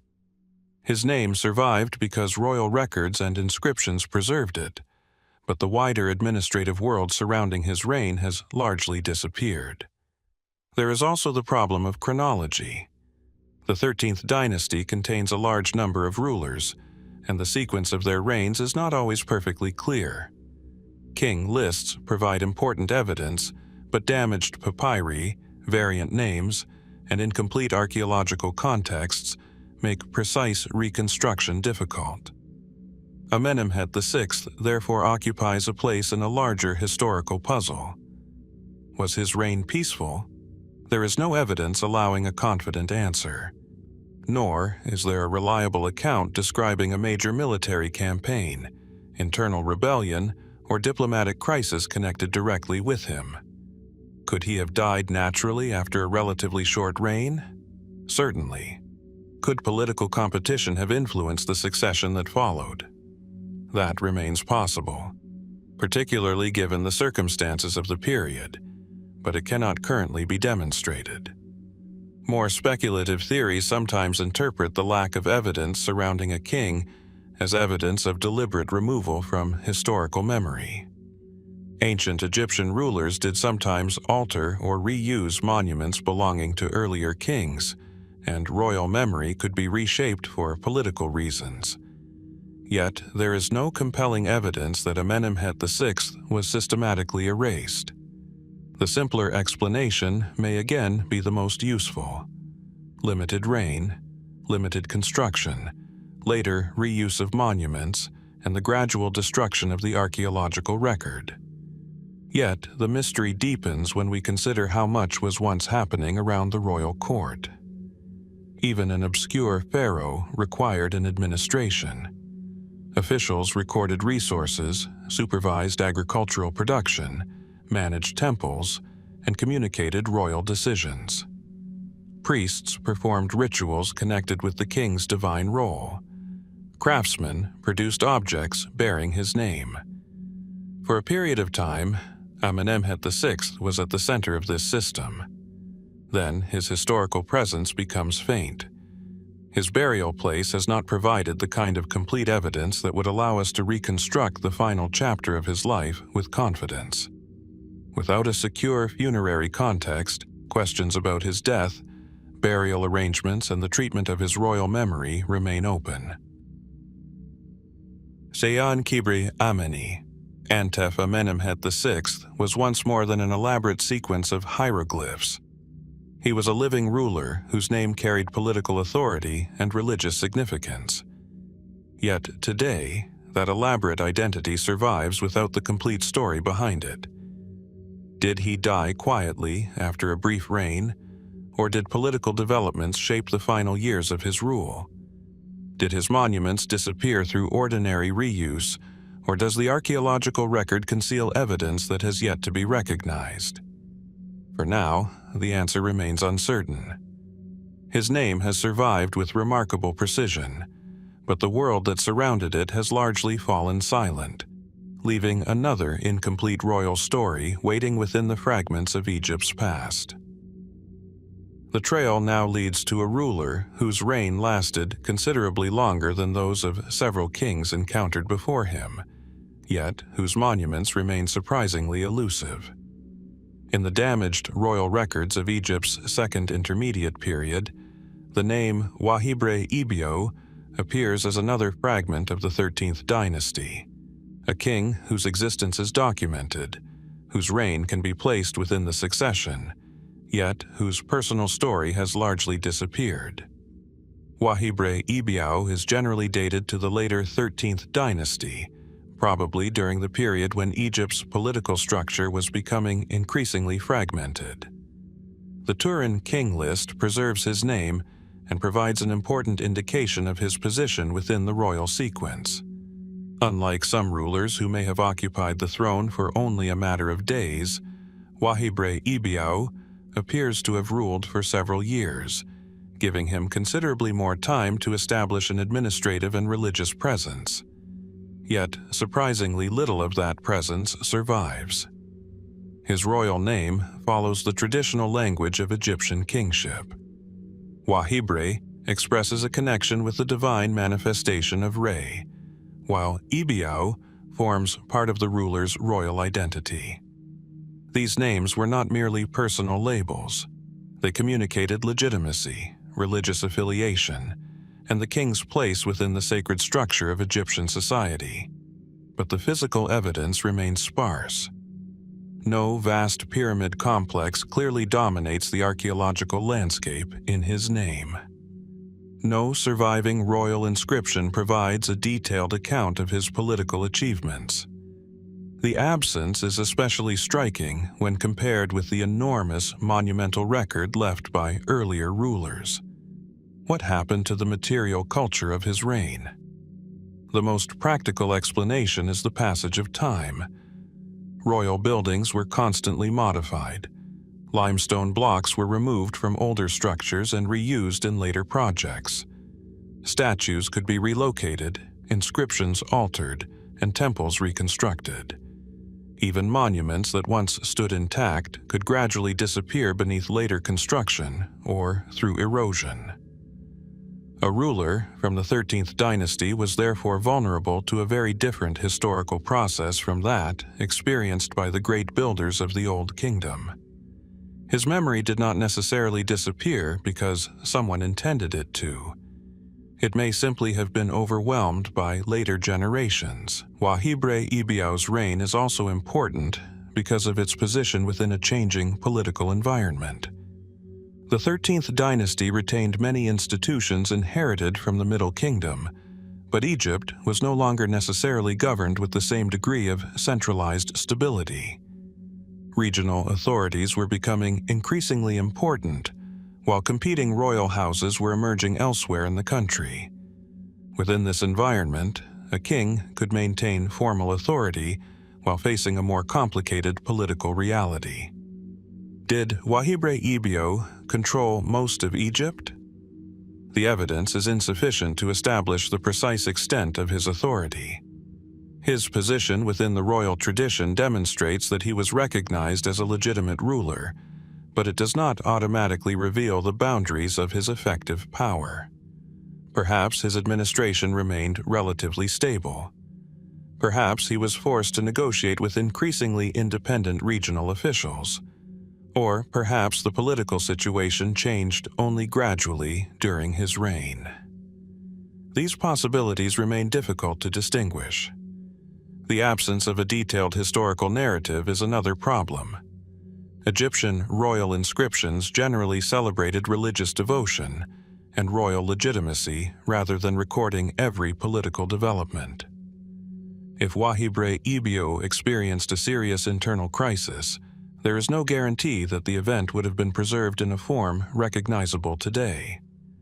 His final years are particularly difficult to reconstruct. There is no surviving account explaining the circumstances of his death. His burial place is not securely identified, and the transition from his reign to that of his successor remains part of the broader chronological puzzle surrounding the 13th dynasty. Could his death have been entirely natural? Certainly. Could political competition have influenced the succession?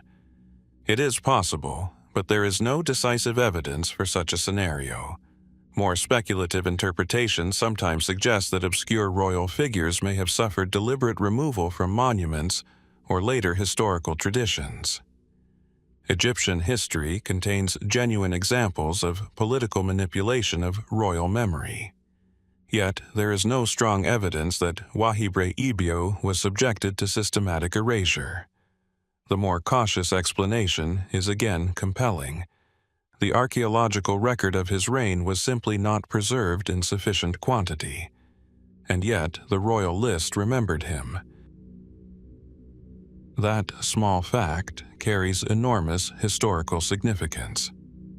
A king who ruled more than 3,000 years ago is still identifiable because scribes recorded his name within the sequence of Egyptian monarchs. Somewhere during his reign, officials served under him, priests invoked his authority, and royal decisions were issued in his name. For those people, Wahibre Ibiau was not an obscure historical figure. He was the king. Today, almost everything surrounding that identity has faded. What did he accomplish during his years on the throne? How extensive was his political authority? What circumstances brought his reign to an end? And where was the royal burial intended to preserve his identity for eternity? Perhaps the evidence still survives in fragments: a reused block, an unidentified inscription, an overlooked administrative object, or a burial complex whose royal owner has not yet been securely established. Until such evidence emerges, Wahibre Ibiau remains another quiet presence within Egypt's fragmented royal record. His name endured, his reign was remembered, but the world that once surrounded him has largely disappeared, leaving historians to ask how much more of his story may still be waiting within the archaeological landscape. The trail through Egypt's uncertain royal succession grows thinner once again. Among the damaged records of the 13th dynasty, the name Renseneb appears briefly, preserved within the long sequence of rulers who occupied the Egyptian throne during a period of political transition. There is no great surviving monument that clearly tells his story. Instead, his presence is reconstructed from fragments of the royal record, leaving the circumstances of his reign unusually difficult to recover. Renseneb is generally placed within the 13th dynasty, during the Second Intermediate Period. His name is preserved in the Turin King List, one of the principal sources for reconstructing Egypt's complicated succession during this era. The surviving papyrus is damaged, but enough remains to demonstrate that Renseneb was recognized as a legitimate king. Beyond that, the evidence becomes remarkably quiet. His reign appears to have been brief, probably lasting only a short period. That alone may explain much of his archaeological obscurity. Royal monuments required time, resources, and administrative stability. A ruler who occupied the throne for only a limited period might never have had the opportunity to establish a substantial architectural legacy. Yet, there is something intriguing about the fact that his name survived at all. The royal lists were not casual collections of names. They represented an effort by Egyptian scribes to preserve the succession of legitimate rulers. Even a king whose reign lasted only briefly could therefore remain part of the official historical tradition. For Renseneb, the Turin King List is almost like a narrow doorway into a vanished world. Through it, we know that someone occupied the throne. But what happened during his reign? The surviving evidence does not provide a clear answer. There is no detailed account of military campaigns, diplomatic activity, religious reforms, or administrative changes associated confidently with Renseneb. Nor is there a reliable narrative describing the circumstances of his death or the transition to his successor. This absence may have a straightforward explanation. The 13th dynasty was marked by rapid royal succession. Numerous kings appear in the surviving lists, and some seem to have ruled for remarkably short periods. Such political turnover naturally produced a thin archaeological record for individual monarchs. A king could become important enough to be recognized by the royal administration, yet remain too briefly on the throne to commission monuments capable of surviving thousands of years. There is also the problem of reuse.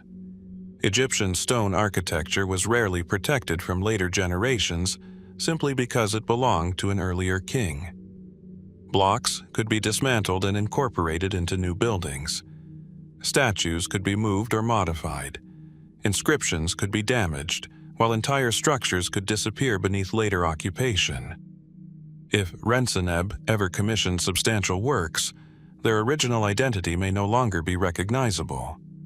The political environment offers another layer of uncertainty. The second intermediate period was not a single moment of collapse. Rather, it involved gradual changes in the distribution of power. The institutions of the Egyptian state continued to function, but authority became increasingly divided among different political centers. Could Renseneb have ruled during a disputed transition? It is possible. Could his short reign have resulted from illness or an unexpected death? That is equally possible. Could a rival claimant have replaced him? Again, the evidence does not allow a confident answer. More speculative theories sometimes interpret the disappearance of a ruler's archaeological presence as evidence of political erasure. Ancient Egyptian rulers certainly did manipulate monuments and royal memory in certain historical circumstances. Yet, there is no strong evidence that Renseneb was deliberately removed from the record. The simplest explanation remains more convincing: a short reign combined with the ordinary destruction and reuse of archaeological material. Still, the human dimension is difficult to ignore. For a brief period, Renseneb was not an obscure name. He was the king of Egypt. His officials would have recognized his authority. Priests would have performed rituals under his reign. Administrators would have managed resources in his name. Somewhere, perhaps within a royal court now completely lost, people knew his personality, his ambitions, and the circumstances surrounding his accession. All of that has disappeared. Only the name remains, and even that name raises questions. Where was Renseneb buried? What circumstances brought his reign to an end? Did he die naturally, or was his brief appearance on the throne connected to a political struggle? Did his court leave behind documents that have simply failed to survive? Perhaps an unidentified inscription will one day provide an answer. Perhaps a reused block will reveal a monument once commissioned by Renseneb. Or perhaps the evidence was destroyed long before anyone had the opportunity to record it.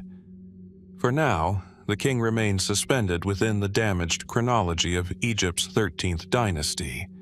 Historically attested, yet almost entirely absent from the physical landscape. Renseneb's name survived the centuries, but the life behind that name did not.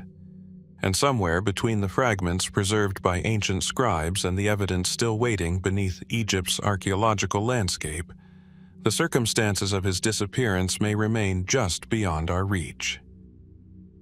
The trail now leads to another ruler whose name survives in the royal record, yet whose reign is surrounded by the same silence that has followed so many kings of the 13th dynasty. In the surviving inscriptions and scattered fragments of Egypt's Middle Kingdom landscape, the name Sehetepibre Sewesekhtawy emerges as a reminder of how much can disappear from even the most carefully organized royal tradition. Sehetepibre Sewesekhtawy is generally placed within the 13th dynasty, during the period following the Middle Kingdom and preceding the full political division of the Second Intermediate Period. His royal titulary reflects the traditional Egyptian conception of kingship, connecting the ruler with divine order and the cosmic authority associated with the throne. But the man behind the titulary remains difficult to reconstruct. The evidence for Sehetepibre is limited, and scholars have had to piece together his position from inscriptions and king lists rather than from a large, intact royal complex. This is not unusual for the 13th dynasty. Unlike the rulers of Egypt's great pyramid-building periods, many kings of this era left only modest architectural remains, isolated inscriptions, or references preserved in later records. Even so, Sehetepibre is important. His appearance within the royal succession demonstrates that he was recognized as a legitimate monarch. At some point, officials acknowledged his authority, religious institutions operated under his reign, and the machinery of government continued to function in his name. Then, the record becomes difficult to follow. How long did Sehetepibre truly remain on the throne? What political circumstances surrounded his accession? And what brought his reign to an end? The answers are not securely preserved. The broader political setting offers several possibilities. The 13th dynasty inherited a highly developed administrative system from the Middle Kingdom, but royal authority was becoming more difficult to maintain as different regional centers gained influence. The rapid succession of kings suggests that access to the throne could be unstable, although instability should not automatically be equated with civil war or violent conflict. Sehetepibre may simply have been another ruler whose reign was relatively short. That explanation is less dramatic, but archaeology often favors the ordinary over the spectacular. A short reign could explain why so little monumental evidence survives. A king needed time to organize large building projects, establish a funerary complex, and create inscriptions capable of enduring for centuries. If his tenure ended unexpectedly, many intended projects may never have progressed beyond their earliest stages. There is also the problem of preservation. Egyptian monuments were rarely static. Later rulers expanded temples, dismantled older structures, reused stone, and sometimes relocated royal objects. Blocks bearing the name of an earlier king could eventually become part of a completely different building. Over thousands of years, earthquakes, erosion, quarrying, settlement, and human activity further fragmented the archaeological landscape. A royal name could survive while the monument that once surrounded it disappeared entirely. For Sehetepibre, this possibility is particularly significant. His surviving evidence tells us that his kingship existed, but it does not provide a continuous narrative of his government. There is no detailed account of his final days comparable to the chronicles associated with some later rulers. Nor is there a securely identified funerary context that would allow archaeologists to reconstruct his death and burial with confidence. Could he have died naturally? Certainly. Could an unexpected illness or accident have ended his reign? That remains possible, although there is no direct evidence. Could political competition have played a role in his departure from the throne? The political conditions of the period make such a possibility conceivable, but they do not prove it.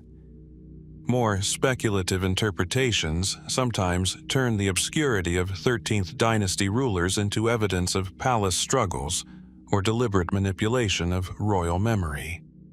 Egypt did possess traditions of political alteration, and some rulers were later removed from monuments or treated unfavorably by successors. Yet, there is no compelling evidence that Sehetepibre Sewesekhtawy suffered a deliberate campaign of erasure. The archaeological silence may have a simpler origin. His reign may have been brief, his monuments limited, and the material evidence gradually destroyed or reused by later generations. Yet behind that silence was a functioning royal court. Sehetepibre would have been surrounded by officials who understood his position, priests who invoked his name, and administrators who carried out decisions under his authority. To those people, he was not a faint entry in a damaged king list. He was the living embodiment of the Egyptian throne. Today, that world survives only in fragments. Perhaps an inscription still waiting to be identified will eventually clarify his position within the dynasty. Perhaps a reused architectural block will reveal the existence of a monument that has not yet been recognized. Or perhaps the most important evidence was destroyed thousands of years ago, leaving no path back to the final chapter of his reign. For now, Sehetepibre Sewesekhtawy remains another elusive figure in Egypt's complicated succession, a king whose name survived, whose authority was once unquestioned, yet whose ultimate fate remains beyond the reach of the surviving record. What happened when his reign ended? Was his departure entirely ordinary, or did circumstances now lost to time shape the transition that followed? The evidence offers fragments, but not the final answer, leaving the fate of Sehetepibre suspended within the silence of Egypt's unfinished history. The trail now moves toward another ruler whose name survives within the crowded succession of Egypt's 13th dynasty, yet whose reign has left remarkably little behind.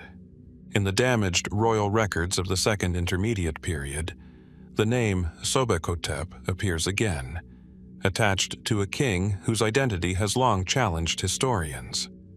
What survives is enough to establish his place within Egypt's royal tradition, but far too little to reconstruct the full story of his reign. Sobekhotep II is traditionally identified with the king known by the throne name Semenkare, although the numbering of the early Sobekhoteps has been debated. This uncertainty is itself significant. Egyptian rulers were known by several names, and later scholars have sometimes had to determine which surviving inscriptions belong to which king. As a result, the sequence of rulers in the early 13th dynasty is not always as straightforward as a modern list might suggest. Yet, one point is clear. A king bearing the name Sobekhotep once occupied the Egyptian throne. His name invokes Sobek, the powerful crocodile deity associated with the Nile, fertility, protection, and royal strength.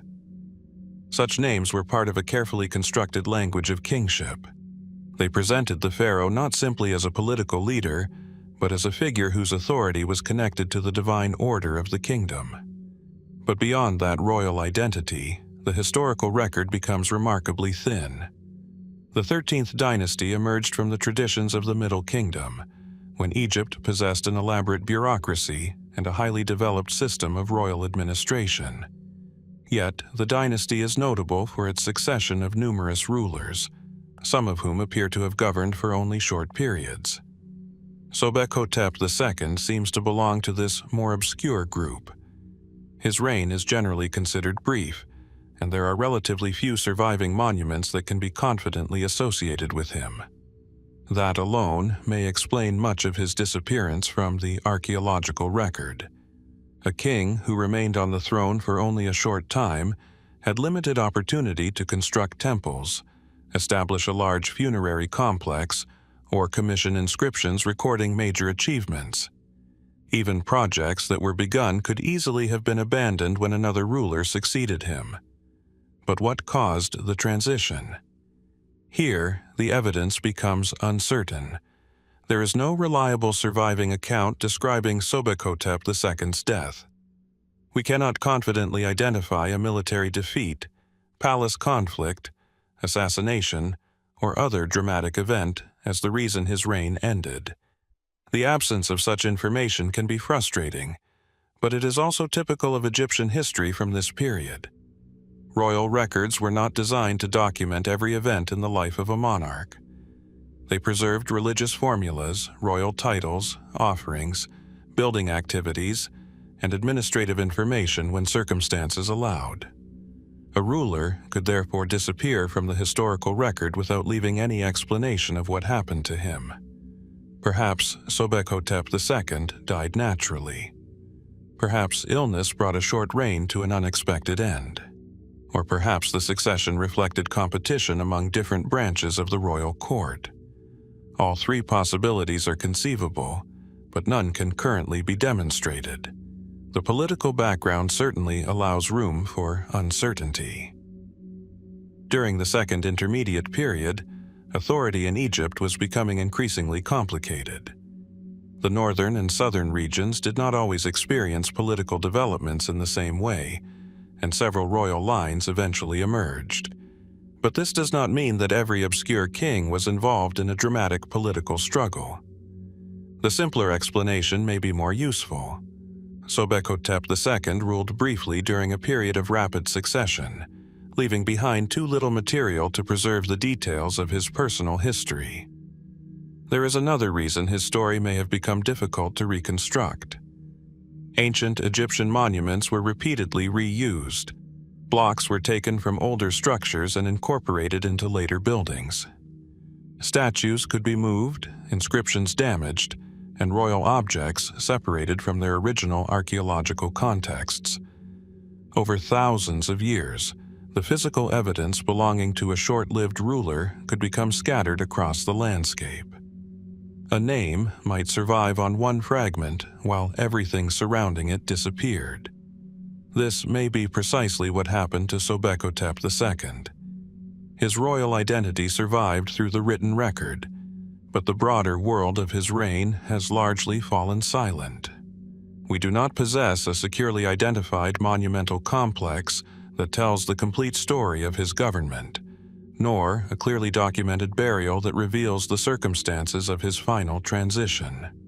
And yet, during his brief time on the throne, he would have been anything but insignificant. Officials would have issued documents under his authority. Priests would have performed rituals using his royal titles.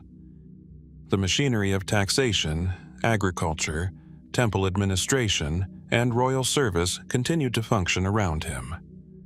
For those living within that system, Sobekhotep II was the legitimate ruler of Egypt.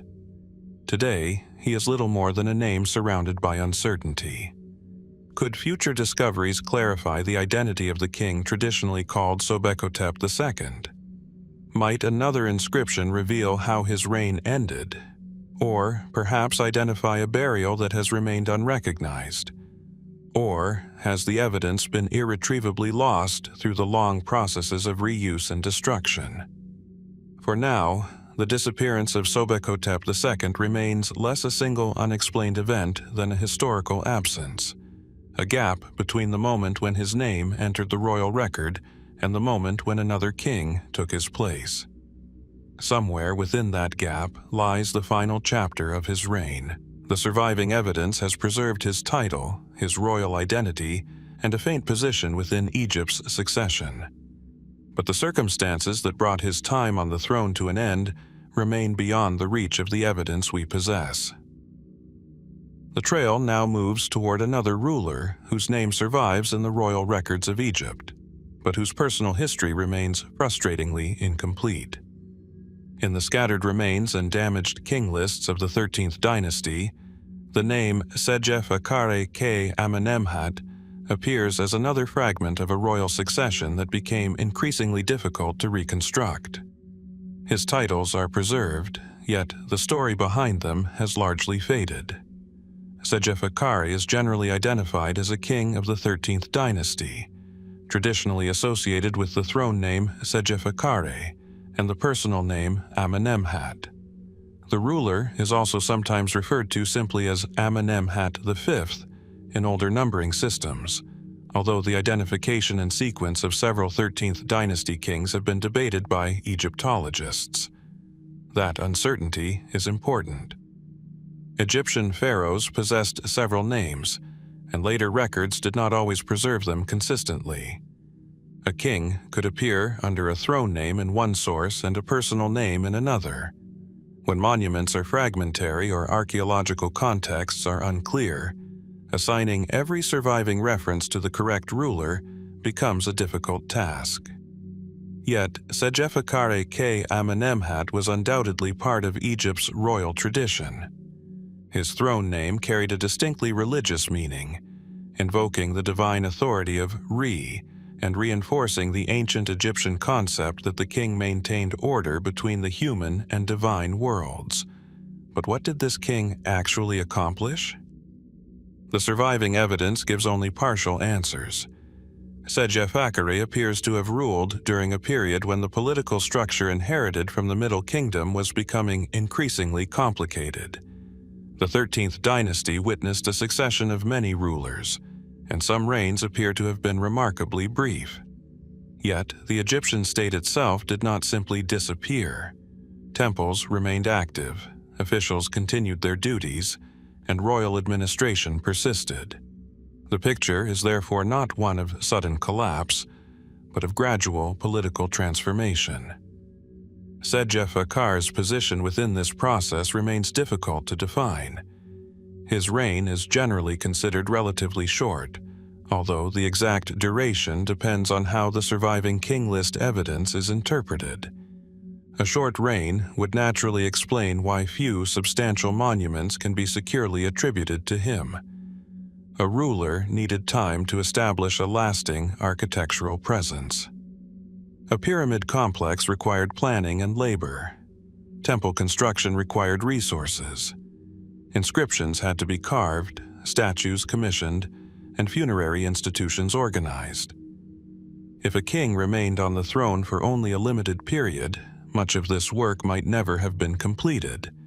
So, how did Sedjefakare's reign come to an end? There is no surviving account that provides a definitive answer. No reliable inscription describes a military defeat. There is no confirmed evidence of assassination. Nor is there a detailed narrative describing a palace struggle that removed him from power. A natural death remains entirely possible. An illness or another unexpected event could have ended his reign without producing any written explanation. But the political environment leaves other possibilities open. The second intermediate period was characterized by competing centers of authority, and royal succession could be complicated. A ruler might have needed the support of powerful officials or members of the royal family. Rival claimants may have existed, even when direct evidence for their competition has disappeared. Could Sedjefakare have faced such a challenge? It is possible, but the archaeological record does not allow us to say. This is where the mystery surrounding his fate must be handled carefully. A missing record does not automatically indicate a violent event. The archaeological landscape of Egypt has been altered repeatedly for thousands of years. Temples were rebuilt, stone was quarried, statues were moved, royal inscriptions were sometimes incorporated into later structures. Organic documents deteriorated. A king could therefore disappear from the material record without anyone deliberately attempting to erase him. Sedjefakare may simply have left behind too little material to survive intact. His burial is another unresolved aspect of his story. No securely identified funerary complex provides a complete picture of his final rituals. For an Egyptian king, whose entire political identity was connected with eternal renewal after death, the uncertainty surrounding his burial is especially striking. The king was expected to endure beyond his lifetime. Yet, the physical evidence of that intended permanence has largely disappeared. Still, the royal name survived. Somewhere during Sedjefakare's reign, officials would have spoken his titles. Priests would have incorporated his name into religious ceremonies. Administrators would have carried out royal decisions under his authority. To the people who lived during his reign, he was not an obscure figure from a damaged papyrus. He was the king. Then the record moves forward. Another ruler took the throne, and Sedjefakare gradually became one of the many names whose historical context was lost. Perhaps future excavations will reveal a monument, inscription, or burial associated with him. Perhaps an already discovered fragment will eventually clarify his position within the dynasty. Or perhaps the final evidence was destroyed long ago, leaving only scattered traces of the reign he once commanded. For now, the fate of Sedjefakare K. Amenemhat remains unresolved. His royal name endured, but the circumstances surrounding his final days did not. And somewhere between the fragments preserved by Egyptian scribes and the archaeological remains still waiting to be interpreted, the last chapter of his reign may still lie beyond our view. The trail now leads to another ruler whose name survives in the fragmented succession of Egypt's 13th dynasty, yet whose reign remains difficult to reconstruct in detail. Among the royal names preserved from this unsettled period is Hotepibre Sobekhotep, a king whose identity appears in inscriptions and king lists, but whose final years have left only a faint archaeological trace. Hotepibre Sobekhotep is generally identified as Sobekhotep VI, although the numbering of the 13th dynasty rulers has changed as scholars have reassessed inscriptions and royal lists. His throne name, Hotepibre, combines the imagery of divine radiance with the concept of cosmic order, while Sobekhotep invokes the powerful crocodile god Sobek, a deity closely associated with the Nile, fertility, protection, and kingship. These names were not merely ceremonial, they express the ideological foundation of Egyptian monarchy. The king was expected to preserve Ma'at, the principle of order, balance, and proper divine arrangement. Even during politically difficult periods, royal titulary continued to present the pharaoh as the central guardian of that order. But how secure was that authority in the time of Hotepibre Sobekhotep? The 13th dynasty presents a complicated picture. Egypt still possessed functioning institutions inherited from the Middle Kingdom, yet the throne passed through a long succession of rulers. Some reigns were substantial, while others appear to have lasted only briefly. Regional political developments were also becoming increasingly important. Hotepibre Sobekhotep ruled within this changing environment. His existence is supported by surviving inscriptions and references, but his reign does not leave the extensive monumental record associated with Egypt's greatest builders. That absence may initially seem puzzling. If a king possessed the full authority of the pharaoh, why are his monuments so difficult to trace? The answer may lie in the political and economic circumstances of the period. Large royal projects required considerable resources. A ruler needed access to stone, labor, administrators, craftsmen, and religious institutions. If political authority was less centralized than in earlier centuries, monumental construction could become more difficult. A king could therefore be fully recognized as pharaoh while leaving behind a surprisingly modest physical legacy. Hotepibre Sobekhotep's final years are especially difficult to reconstruct. There is no surviving narrative that tells us how his reign ended. We cannot confidently identify a military defeat, a palace conspiracy, or a violent deposition. Nor is there a detailed account of an illness or other event that would explain his death. Perhaps the simplest explanation is that his reign ended through an ordinary succession. Yet other possibilities remain. The political environment of the Second Intermediate Period allows historians to consider whether rival factions, regional authorities, or competing royal claimants influenced the succession. Such tensions certainly existed elsewhere during this broad period, but there is no direct evidence proving that Hotepibre Sobekhotep personally became the victim of political conflict. This distinction matters. When evidence is incomplete, the temptation is to transform silence into drama. But archaeology rarely permits such certainty. A missing tomb may have been destroyed. A statue may have been moved. An inscription may have been reused. A royal building may have been dismantled for its stone. Over thousands of years, even substantial monuments can disappear almost completely. This is particularly relevant to Hotepibre Sobekhotep, because the 13th dynasty was followed by periods in which political authority shifted considerably. Later rulers had their own building programs, and older structures became sources of convenient construction material. A monument, once intended to preserve the memory of one king, could eventually become part of another ruler's project. The result is a peculiar form of historical disappearance. The king's name survives, but the physical world that surrounded him does not. His burial is another unresolved element. Without a securely identified funerary complex that can be confidently attributed to Hotepibre Sobekhotep, the final stage of his royal journey remains uncertain. We cannot reconstruct with confidence where his body was placed, what funerary objects accompanied him, or how his burial cult continued after his death. And yet, for his contemporaries, these matters would have been central. Priests would have performed rituals in the king's name. Officials would have administered royal resources. Craftsmen would have carved his titles into objects designed to outlast the people who made them. Hotepibre Sobekhotep was intended to endure. Instead, much of his historical world has faded. Perhaps further archaeological work will locate additional fragments bearing his name. A reused block could reveal an unknown building project. An overlooked inscription might clarify the sequence of rulers around his reign.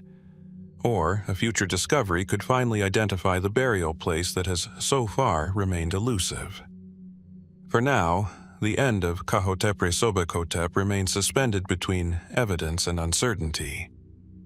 Did he die naturally after a period of rule that has simply become poorly documented? Did political circumstances influence the succession? Or is the apparent disappearance of his final chapter merely the consequence of thousands of years of destruction, reuse, and incomplete preservation? The surviving evidence cannot yet decide. His name remains carved into the record of Egypt's kings, but the circumstances that carried him from the throne into silence remain unresolved. And somewhere among the scattered stones, damaged inscriptions, and unexamined remains of Egypt's second intermediate period, the final traces of Hotepibre Sobekhotep may still be waiting to emerge. The trail now returns to the weathered royal landscape of Egypt's 13th dynasty, where the names of successive kings survive in fragments, separated by gaps that time has never fully filled. Among them stands Hotepibre Sobekhotep VI, a ruler whose royal titles are preserved, yet whose personal story remains remarkably difficult to reconstruct. Hotepibre Sobekhotep, conventionally numbered Sobekhotep VI, belonged to a dynasty marked by rapid royal succession. His throne name, Hotepibre, invokes the divine presence of Re, while Sobekhotep connects him with Sobek, the crocodile god associated with the Nile, fertility, protection, and kingship. The language of his titulary reflects a familiar Egyptian ideal, the pharaoh as guardian of cosmic and political order. Yet, the monuments associated with his reign are comparatively limited. This does not necessarily indicate weakness. The 13th dynasty inherited a sophisticated administrative system from the Middle Kingdom, and Egypt remained a functioning state. Temples continued their activities, officials managed resources, and agricultural life continued along the Nile. But the throne passed through numerous rulers, some of whom appear to have governed only briefly. Hotepibre Sobekhotep seems to have been one of them, and this may explain much of the uncertainty surrounding his final years. A short reign leaves little opportunity for monumental construction. Royal projects required labor, stone, craftsmen, administrators, and time. If a king died unexpectedly or was replaced after only a few years, intended monuments might never have been completed. So, what brought Hotepibre Sobekhotep's reign to an end? The surviving evidence does not provide a definitive answer. There is no secure record describing a battle, assassination, rebellion, or palace conspiracy. A natural death remains entirely plausible. Illness, age, or an unexpected accident could have ended his reign without leaving any written explanation. Yet, the political environment of the period invites further consideration. The Second Intermediate Period was characterized by increasing political complexity. Different regions possessed growing influence, and royal authority was not always as straightforward as it had been during earlier periods of centralized power.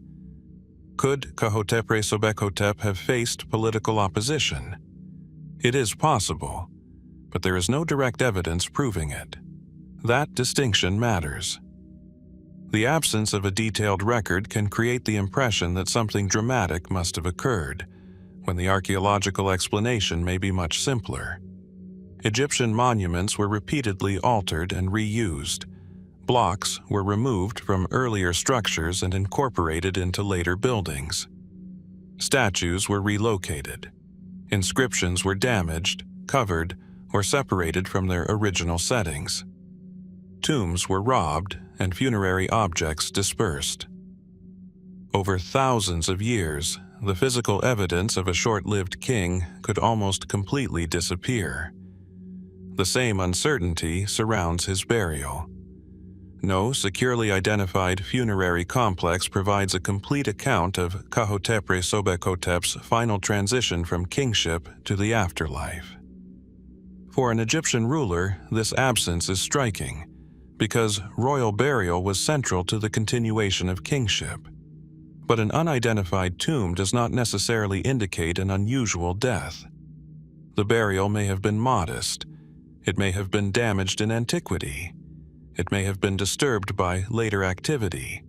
Or it may still exist beneath archaeological layers that have not yet been fully investigated. More speculative interpretations sometimes suggest that obscure rulers of the 13th dynasty may have been caught in struggles between competing royal factions. Such political tensions certainly existed during the broader period, but there is no compelling evidence that Qemau Sobekhotep was removed violently from power. For now, the simplest explanation remains possible. His reign ended through an ordinary succession, while the evidence surrounding it was gradually destroyed. Yet, during his lifetime, Qemau Sobekhotep was anything but obscure. Officials would have served under his authority. Priests would have spoken his royal name. Scribes would have recorded transactions in his name. To those living within the Egyptian state, he was not a fragment of a damaged king list. He was the pharaoh. Then his reign ended, and another ruler took his place. Was the transition peaceful? Did illness claim the king unexpectedly? Did political pressures influence the succession? Or does the apparent disappearance simply reflect the enormous amount of evidence that Egypt has lost over time? For now, the record cannot decide. Qemau Sobekhotep remains a documented ruler whose final chapter has largely disappeared, leaving behind a royal name, fragments of evidence, and an unanswered question. Somewhere among Egypt's reused stones, damaged inscriptions, and unexplored archaeological remains, could the missing details of his fate still be waiting to be found? The trail now moves toward another faint figure in Egypt's crowded royal succession. Sewesekhtawy I, a king whose name survives within the difficult chronology of the 13th dynasty, yet whose reign is almost completely stripped of narrative detail. In the damaged records of this period, his presence is reduced to the kind of evidence that demands patience: a royal name, a place within a sequence, and the silence surrounding everything that once made that name meaningful. Sewesekhtawy I is generally placed among the rulers of Egypt's 13th dynasty, a dynasty that followed the Middle Kingdom and governed during the early stages of the Second Intermediate Period. The chronology of this era remains difficult because many kings ruled for relatively short periods, while the surviving evidence is unevenly distributed. His throne name, Sehetepibre, belongs to the traditional language of Egyptian kingship. Like other royal names, it was more than an identification. It expressed a relationship between the king, the gods, and the ordered universe he was expected to maintain. But beyond the formal language of the throne, the historical record becomes remarkably quiet. There is no surviving royal narrative describing Sehetepibre I's succession. No detailed account explains the political conditions that brought him to power, and there is no reliable contemporary chronicle describing the circumstances in which his reign ended. That silence is not unusual for the 13th dynasty. In fact, it is one of the defining difficulties of studying this period. The Middle Kingdom had produced powerful centralized institutions and monumental royal architecture. Yet, during the 13th dynasty, the throne passed through the hands of numerous kings. Some ruled long enough to leave substantial evidence, while others appear only briefly in the surviving record. Sehetepibre I belongs to this more obscure part of the succession. The first possibility is also the simplest. His reign may have been short. A brief reign could explain why so little architectural evidence can be confidently connected with him. Royal construction was an expensive and highly organized undertaking. A king needed access to labor, stone, administrators, craftsmen, and temple institutions. If a ruler died or was replaced soon after taking the throne, projects could remain unfinished or never begin. In such circumstances, history could preserve the king's name while losing almost everything else. But what happened to Sehetepibre I when his reign came to an end? The evidence does not provide a definitive answer. There is no secure record of a battle in which he was killed.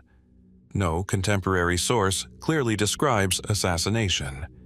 There is no reliable inscription stating that a rival seized the throne from him. A natural death remains entirely possible. So does an illness, an accident, or another event that left no surviving record. Yet, the political environment of the time allows a wider range of possibilities.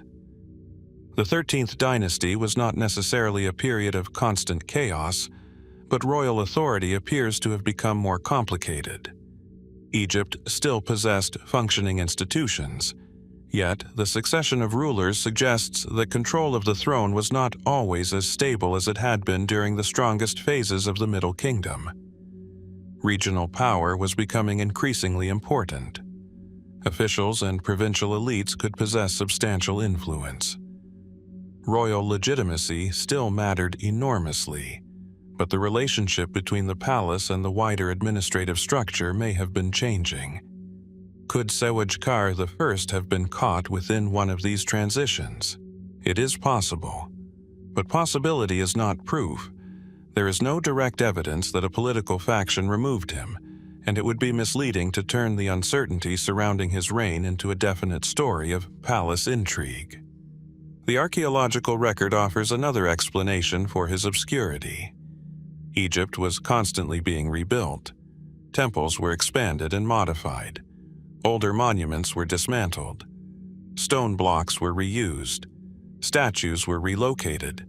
Inscriptions could be damaged, covered, or incorporated into later structures. Over thousands of years, the original context of a royal object could disappear completely. This means that the absence of a monument bearing Sehetepibre I's name does not necessarily mean that no monument was ever built. It may simply mean that the evidence has been destroyed, reused, or remains unidentified. For a ruler whose reign may have been brief, that possibility becomes even more significant. A large monument can survive because of its scale. A short inscription on a reused block is far more vulnerable. A papyrus document may survive only under exceptional environmental conditions. A royal burial can be robbed, damaged, or separated from its original identity. Eventually, the historical footprint of an entire reign can become little more than a name. This may be what happened to Sewekhtawy I. But the question of his burial introduces another layer of uncertainty. For Egyptian kings, death was not simply an end point. Royal funerary traditions were designed to ensure transformation and continued existence beyond earthly life. Tombs, offerings, ritual texts, statues, and funerary institutions all served this purpose. A king was expected to endure, yet the archaeological record of many 13th dynasty rulers is far less secure than the monumental evidence associated with earlier pharaohs. Their royal burials were often less imposing, more vulnerable to disturbance, and more difficult to identify after thousands of years. If Sewekhtawy I possessed a funerary monument, where was it? Was it completed? Was his body placed there? Did later generations maintain his funerary cult? Or was his burial disturbed so thoroughly that its original identity has disappeared? There is no definitive answer. The temptation is to interpret such uncertainty as evidence of something extraordinary. Perhaps his burial was never completed because he died unexpectedly. Perhaps political upheaval interrupted the funerary preparations. Perhaps a rival ruler intentionally neglected his memory. These possibilities can be discussed, but none is firmly established. A more cautious interpretation is that ordinary historical processes may account for much of the evidence we lack. The Egyptian landscape changed repeatedly. Tombs were robbed. Buildings collapsed. Stone was reused. Floods and erosion altered the environment. Later settlements were built over earlier remains, and the written records themselves were never complete. The disappearance of evidence does not necessarily indicate the disappearance of a person under unusual circumstances. Still, Sewekhtawy I's story remains compelling because of the contrast between his formal status and his archaeological obscurity. At one point, he stood at the center of Egyptian kingship. His name would have been proclaimed with royal titles. Officials would have issued orders in his name. Priests would have performed rituals associated with his kingship. Scribes would have recorded transactions under his authority. For the people who lived within the institutions of his reign, Sewekhtawy I was not an uncertain historical figure. He was the king. The uncertainty belongs to us. Thousands of years later, we are left trying to reconstruct a reign from fragments while the surrounding world has disappeared. What did Sewekhtawy hope to accomplish? Did he attempt to reinforce royal authority during a period of political transition? Did he oversee temple or administrative projects that have not survived? Was his accession peaceful? And did his death occur under equally ordinary circumstances? The surviving evidence is simply too limited. Even the chronology of the 13th dynasty presents difficulties. Different sources do not always preserve the same level of information, and modern scholars have had to compare royal lists, inscriptions, archaeological contexts, and later evidence to establish the sequence of rulers. This means that Sewekhtawy I exists within a historical framework that is itself partly reconstructed. The name is real, the king is historically attested, but the narrative surrounding him is incomplete. This distinction becomes especially important when considering theories of political conflict. The Second Intermediate Period eventually saw competing royal authorities emerge in Egypt. In later phases, the political division between northern and southern centers became increasingly pronounced. But Sewekhtawy I belongs to a period for which the evidence should not be simplified into a single story of collapse. Egyptian administration continued. Temples remained active. Agriculture continued to sustain communities. The state had not simply ceased to function. The disappearance of an individual king from the archaeological record therefore does not necessarily reflect a disappearance of the Egyptian state. Instead, Sewekhtawy I may represent something subtler, the gradual weakening of the historical visibility of individual rulers within a rapidly changing political environment. His name survived because scribes considered the succession worth recording. The details did not. Perhaps that is why the mystery surrounding him feels so incomplete. There is no dramatic final inscription waiting to reveal a final battle. No preserved letter describes his last days. No surviving court document tells us who stood beside him when his reign ended. There is simply a transition. One king occupies the throne. Then another name appears. Between those 2 points lies an interval that the surviving evidence cannot adequately explain. Could that interval contain political conflict? It might. Could it reflect a peaceful succession following the natural death of the king? Certainly. Could the answer be something as ordinary as illness or an accident? Again, it is possible.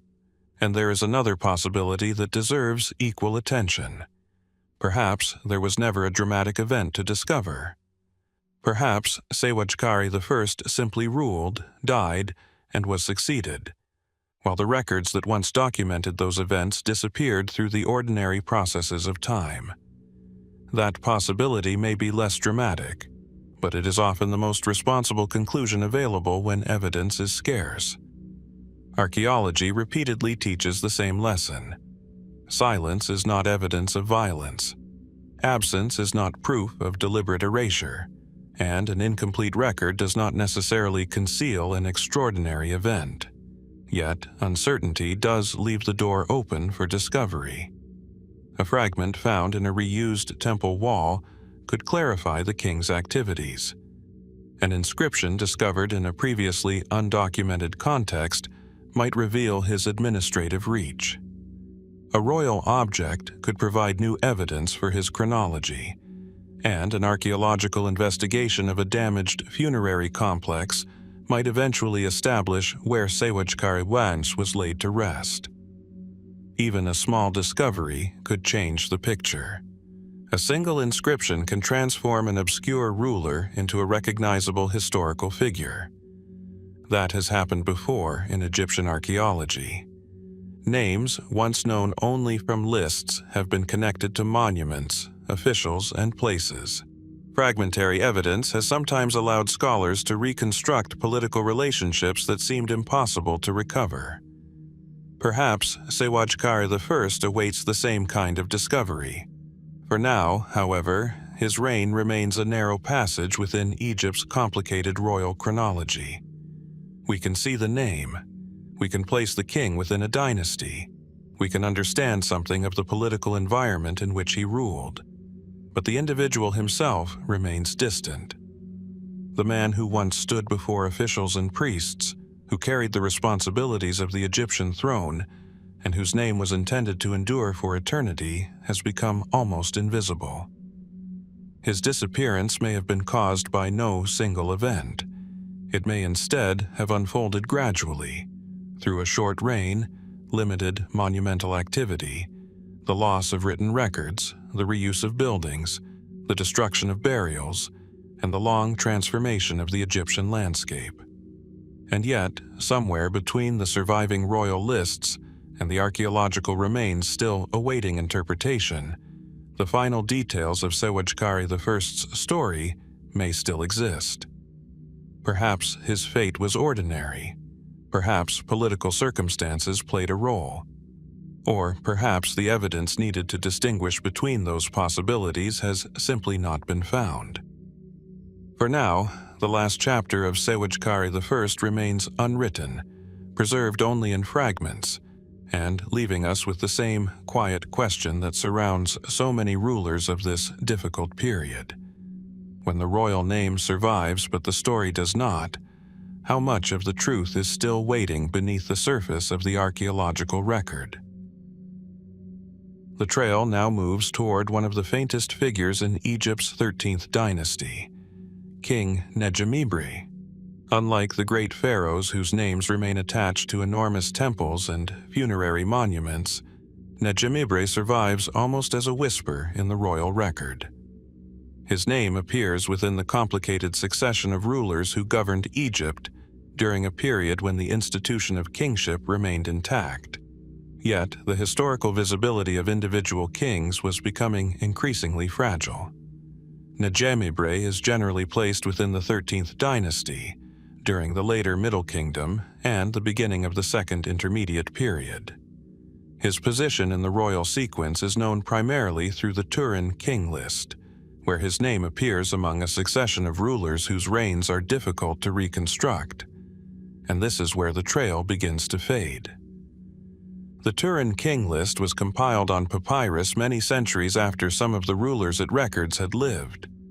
Although it is an invaluable source for reconstructing Egypt's royal chronology, portions of the document are damaged, and the information preserved for many kings is extremely limited.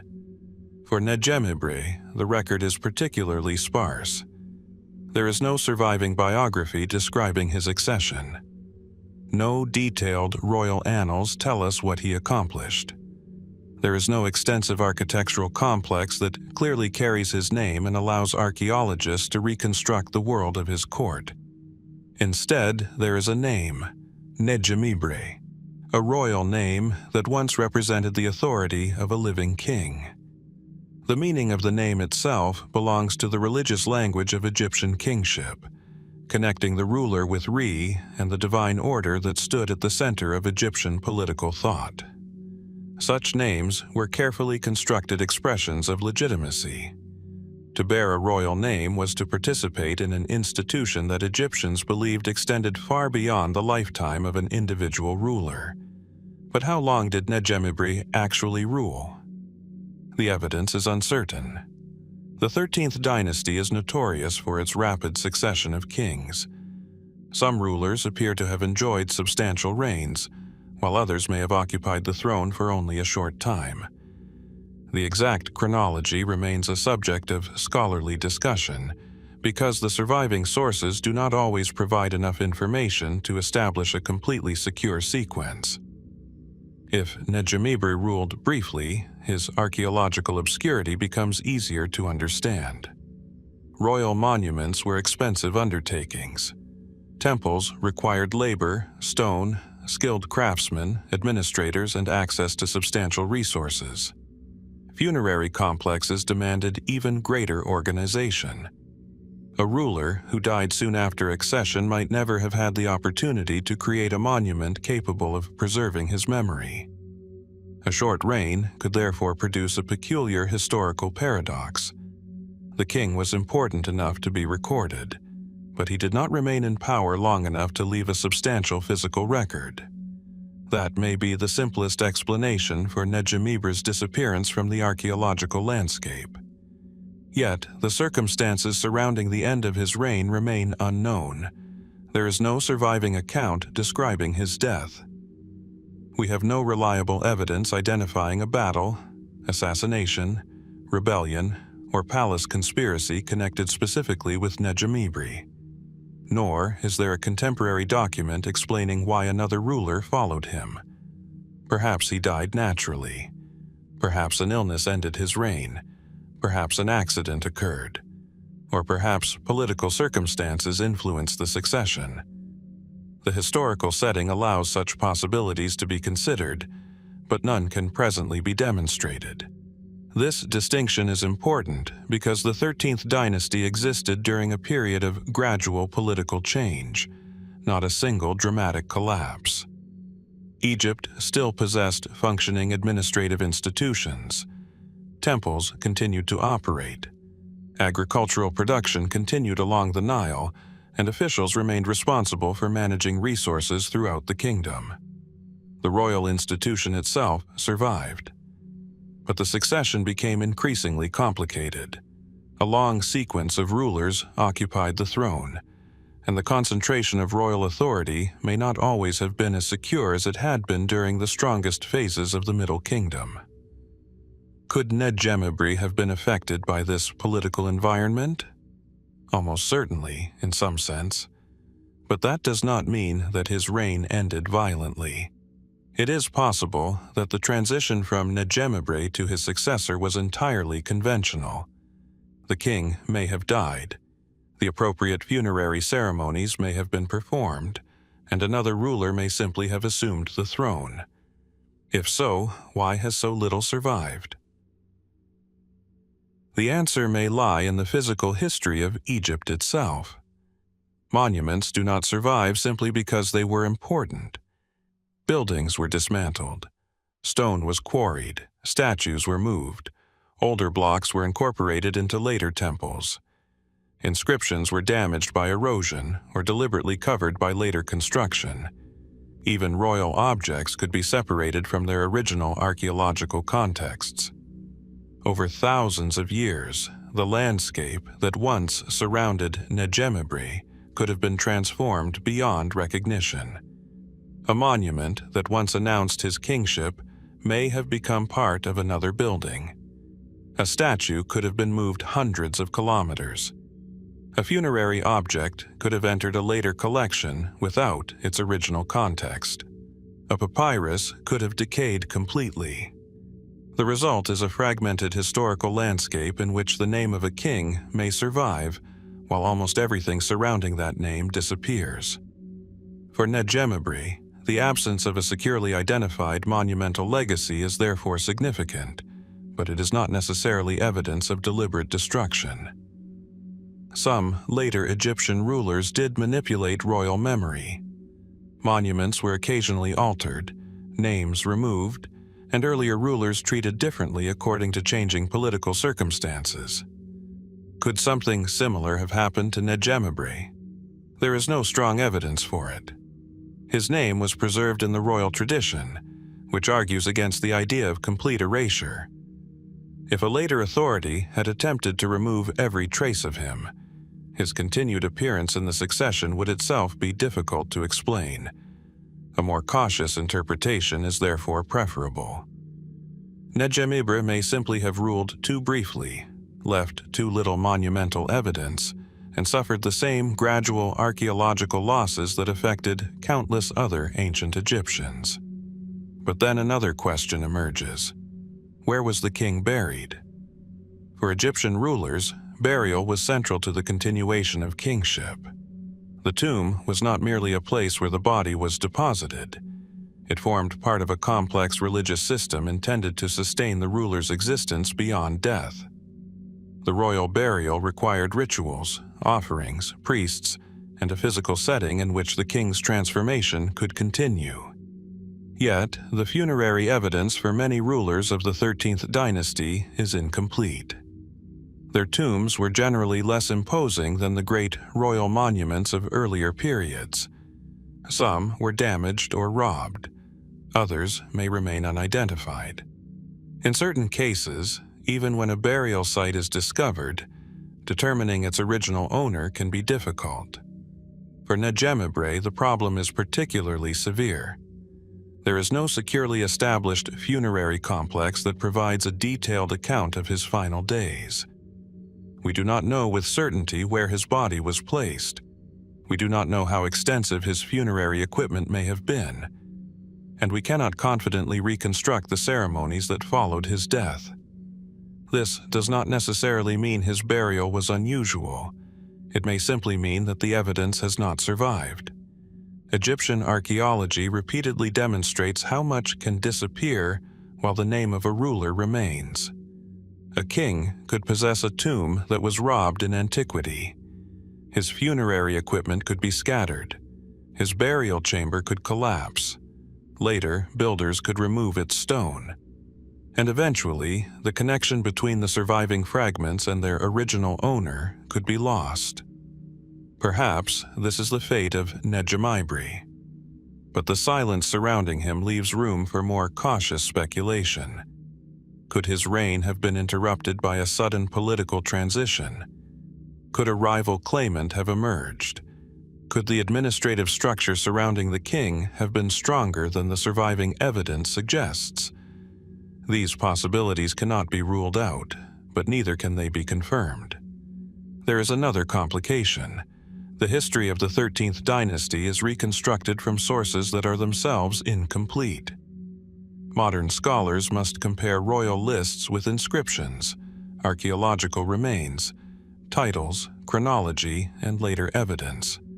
When only a name survives, even establishing exactly where a king belongs in the sequence can become difficult. Qemau therefore represents more than an obscure pharaoh. He represents the limitations of historical reconstruction. The ancient Egyptians preserved royal names because those names mattered, but they did not leave behind a complete historical account of every reign. Their records were created for particular administrative, religious, and political purposes. What seems like a gap to us may never have been recorded in the first place. Perhaps no Egyptian scribe ever wrote down the circumstances of Qemau's death. Perhaps the document existed but was destroyed. Perhaps it survived for centuries before being lost. Or perhaps the event itself was so ordinary that nobody considered it worthy of detailed preservation. This possibility is easy to overlook. Modern audiences are accustomed to history being organized around dramatic events. Battles, assassinations, disasters, and political upheavals create narratives that are easier to preserve and retell. But most human lives do not end with such clarity. A king could die quietly. A successor could assume the throne. The palace could continue functioning. The priests could continue their rituals. And generations later, almost everything about the transition could disappear. That may be exactly what happened to Qemau. For a brief moment, however, the king would have occupied the center of Egyptian political life. Officials would have appeared before him. Scribes would have recorded decisions under his authority. Priests would have invoked his royal name. Administrators would have managed land, labor, agricultural resources, and temple obligations within a system that recognized him as sovereign. To his contemporaries, Qemau was not an obscure name in a damaged papyrus. He was the king of Egypt. That contrast gives his story its quiet power. The person who once possessed the highest political status in the kingdom has become one of its least visible rulers. His name survived, but his voice did not. His title survived, but his biography disappeared. His place in the royal sequence survived, but the circumstances surrounding his final days remain uncertain. Perhaps future archaeological discoveries will change this. An inscription in a reused temple wall could provide evidence of a previously unknown building project. A fragment bearing his titulary might establish a new connection to an official or administrative center. A funerary discovery could eventually identify the location of his burial. Even a small artifact could transform the picture. Egyptian archaeology has repeatedly demonstrated that seemingly insignificant fragments can alter the chronology of an entire period. For Qemau, one such discovery could answer questions that have remained open for thousands of years. Until then, the most responsible interpretation remains restrained. There is no reliable evidence that Qemau was assassinated. There is no confirmed account of a rebellion against him. There is no established explanation for a violent disappearance. What we possess is much quieter. A royal name, a place within a difficult succession, and a gap where the rest of the story should be. That gap may conceal a dramatic event, but it may also conceal nothing more extraordinary than the ordinary processes of death, succession, destruction, and time. Perhaps Qemau ruled briefly and died naturally. Perhaps his successor inherited a functioning court and continued the traditions of the dynasty. Perhaps his tomb existed somewhere in Egypt, carefully prepared according to the rituals expected of a king, only to be damaged and forgotten through later centuries. Or perhaps fragments of that world still remain, scattered among monuments whose original associations have yet to be recognized. The evidence cannot yet tell us. And so, Qemau remains suspended within Egypt's royal chronology, historically attested, politically significant, yet almost entirely silent. The name has crossed more than 4,000 years. The story has not. Somewhere between the damaged records of the 13th dynasty, the remains of Egypt's royal landscape, and the archaeological evidence still waiting to be interpreted, the circumstances of Nedjemibre's fate may still exist. The question is whether they were destroyed forever, or whether the final traces of this nearly forgotten king are still somewhere in Egypt, waiting for the right fragment to bring his story back into view.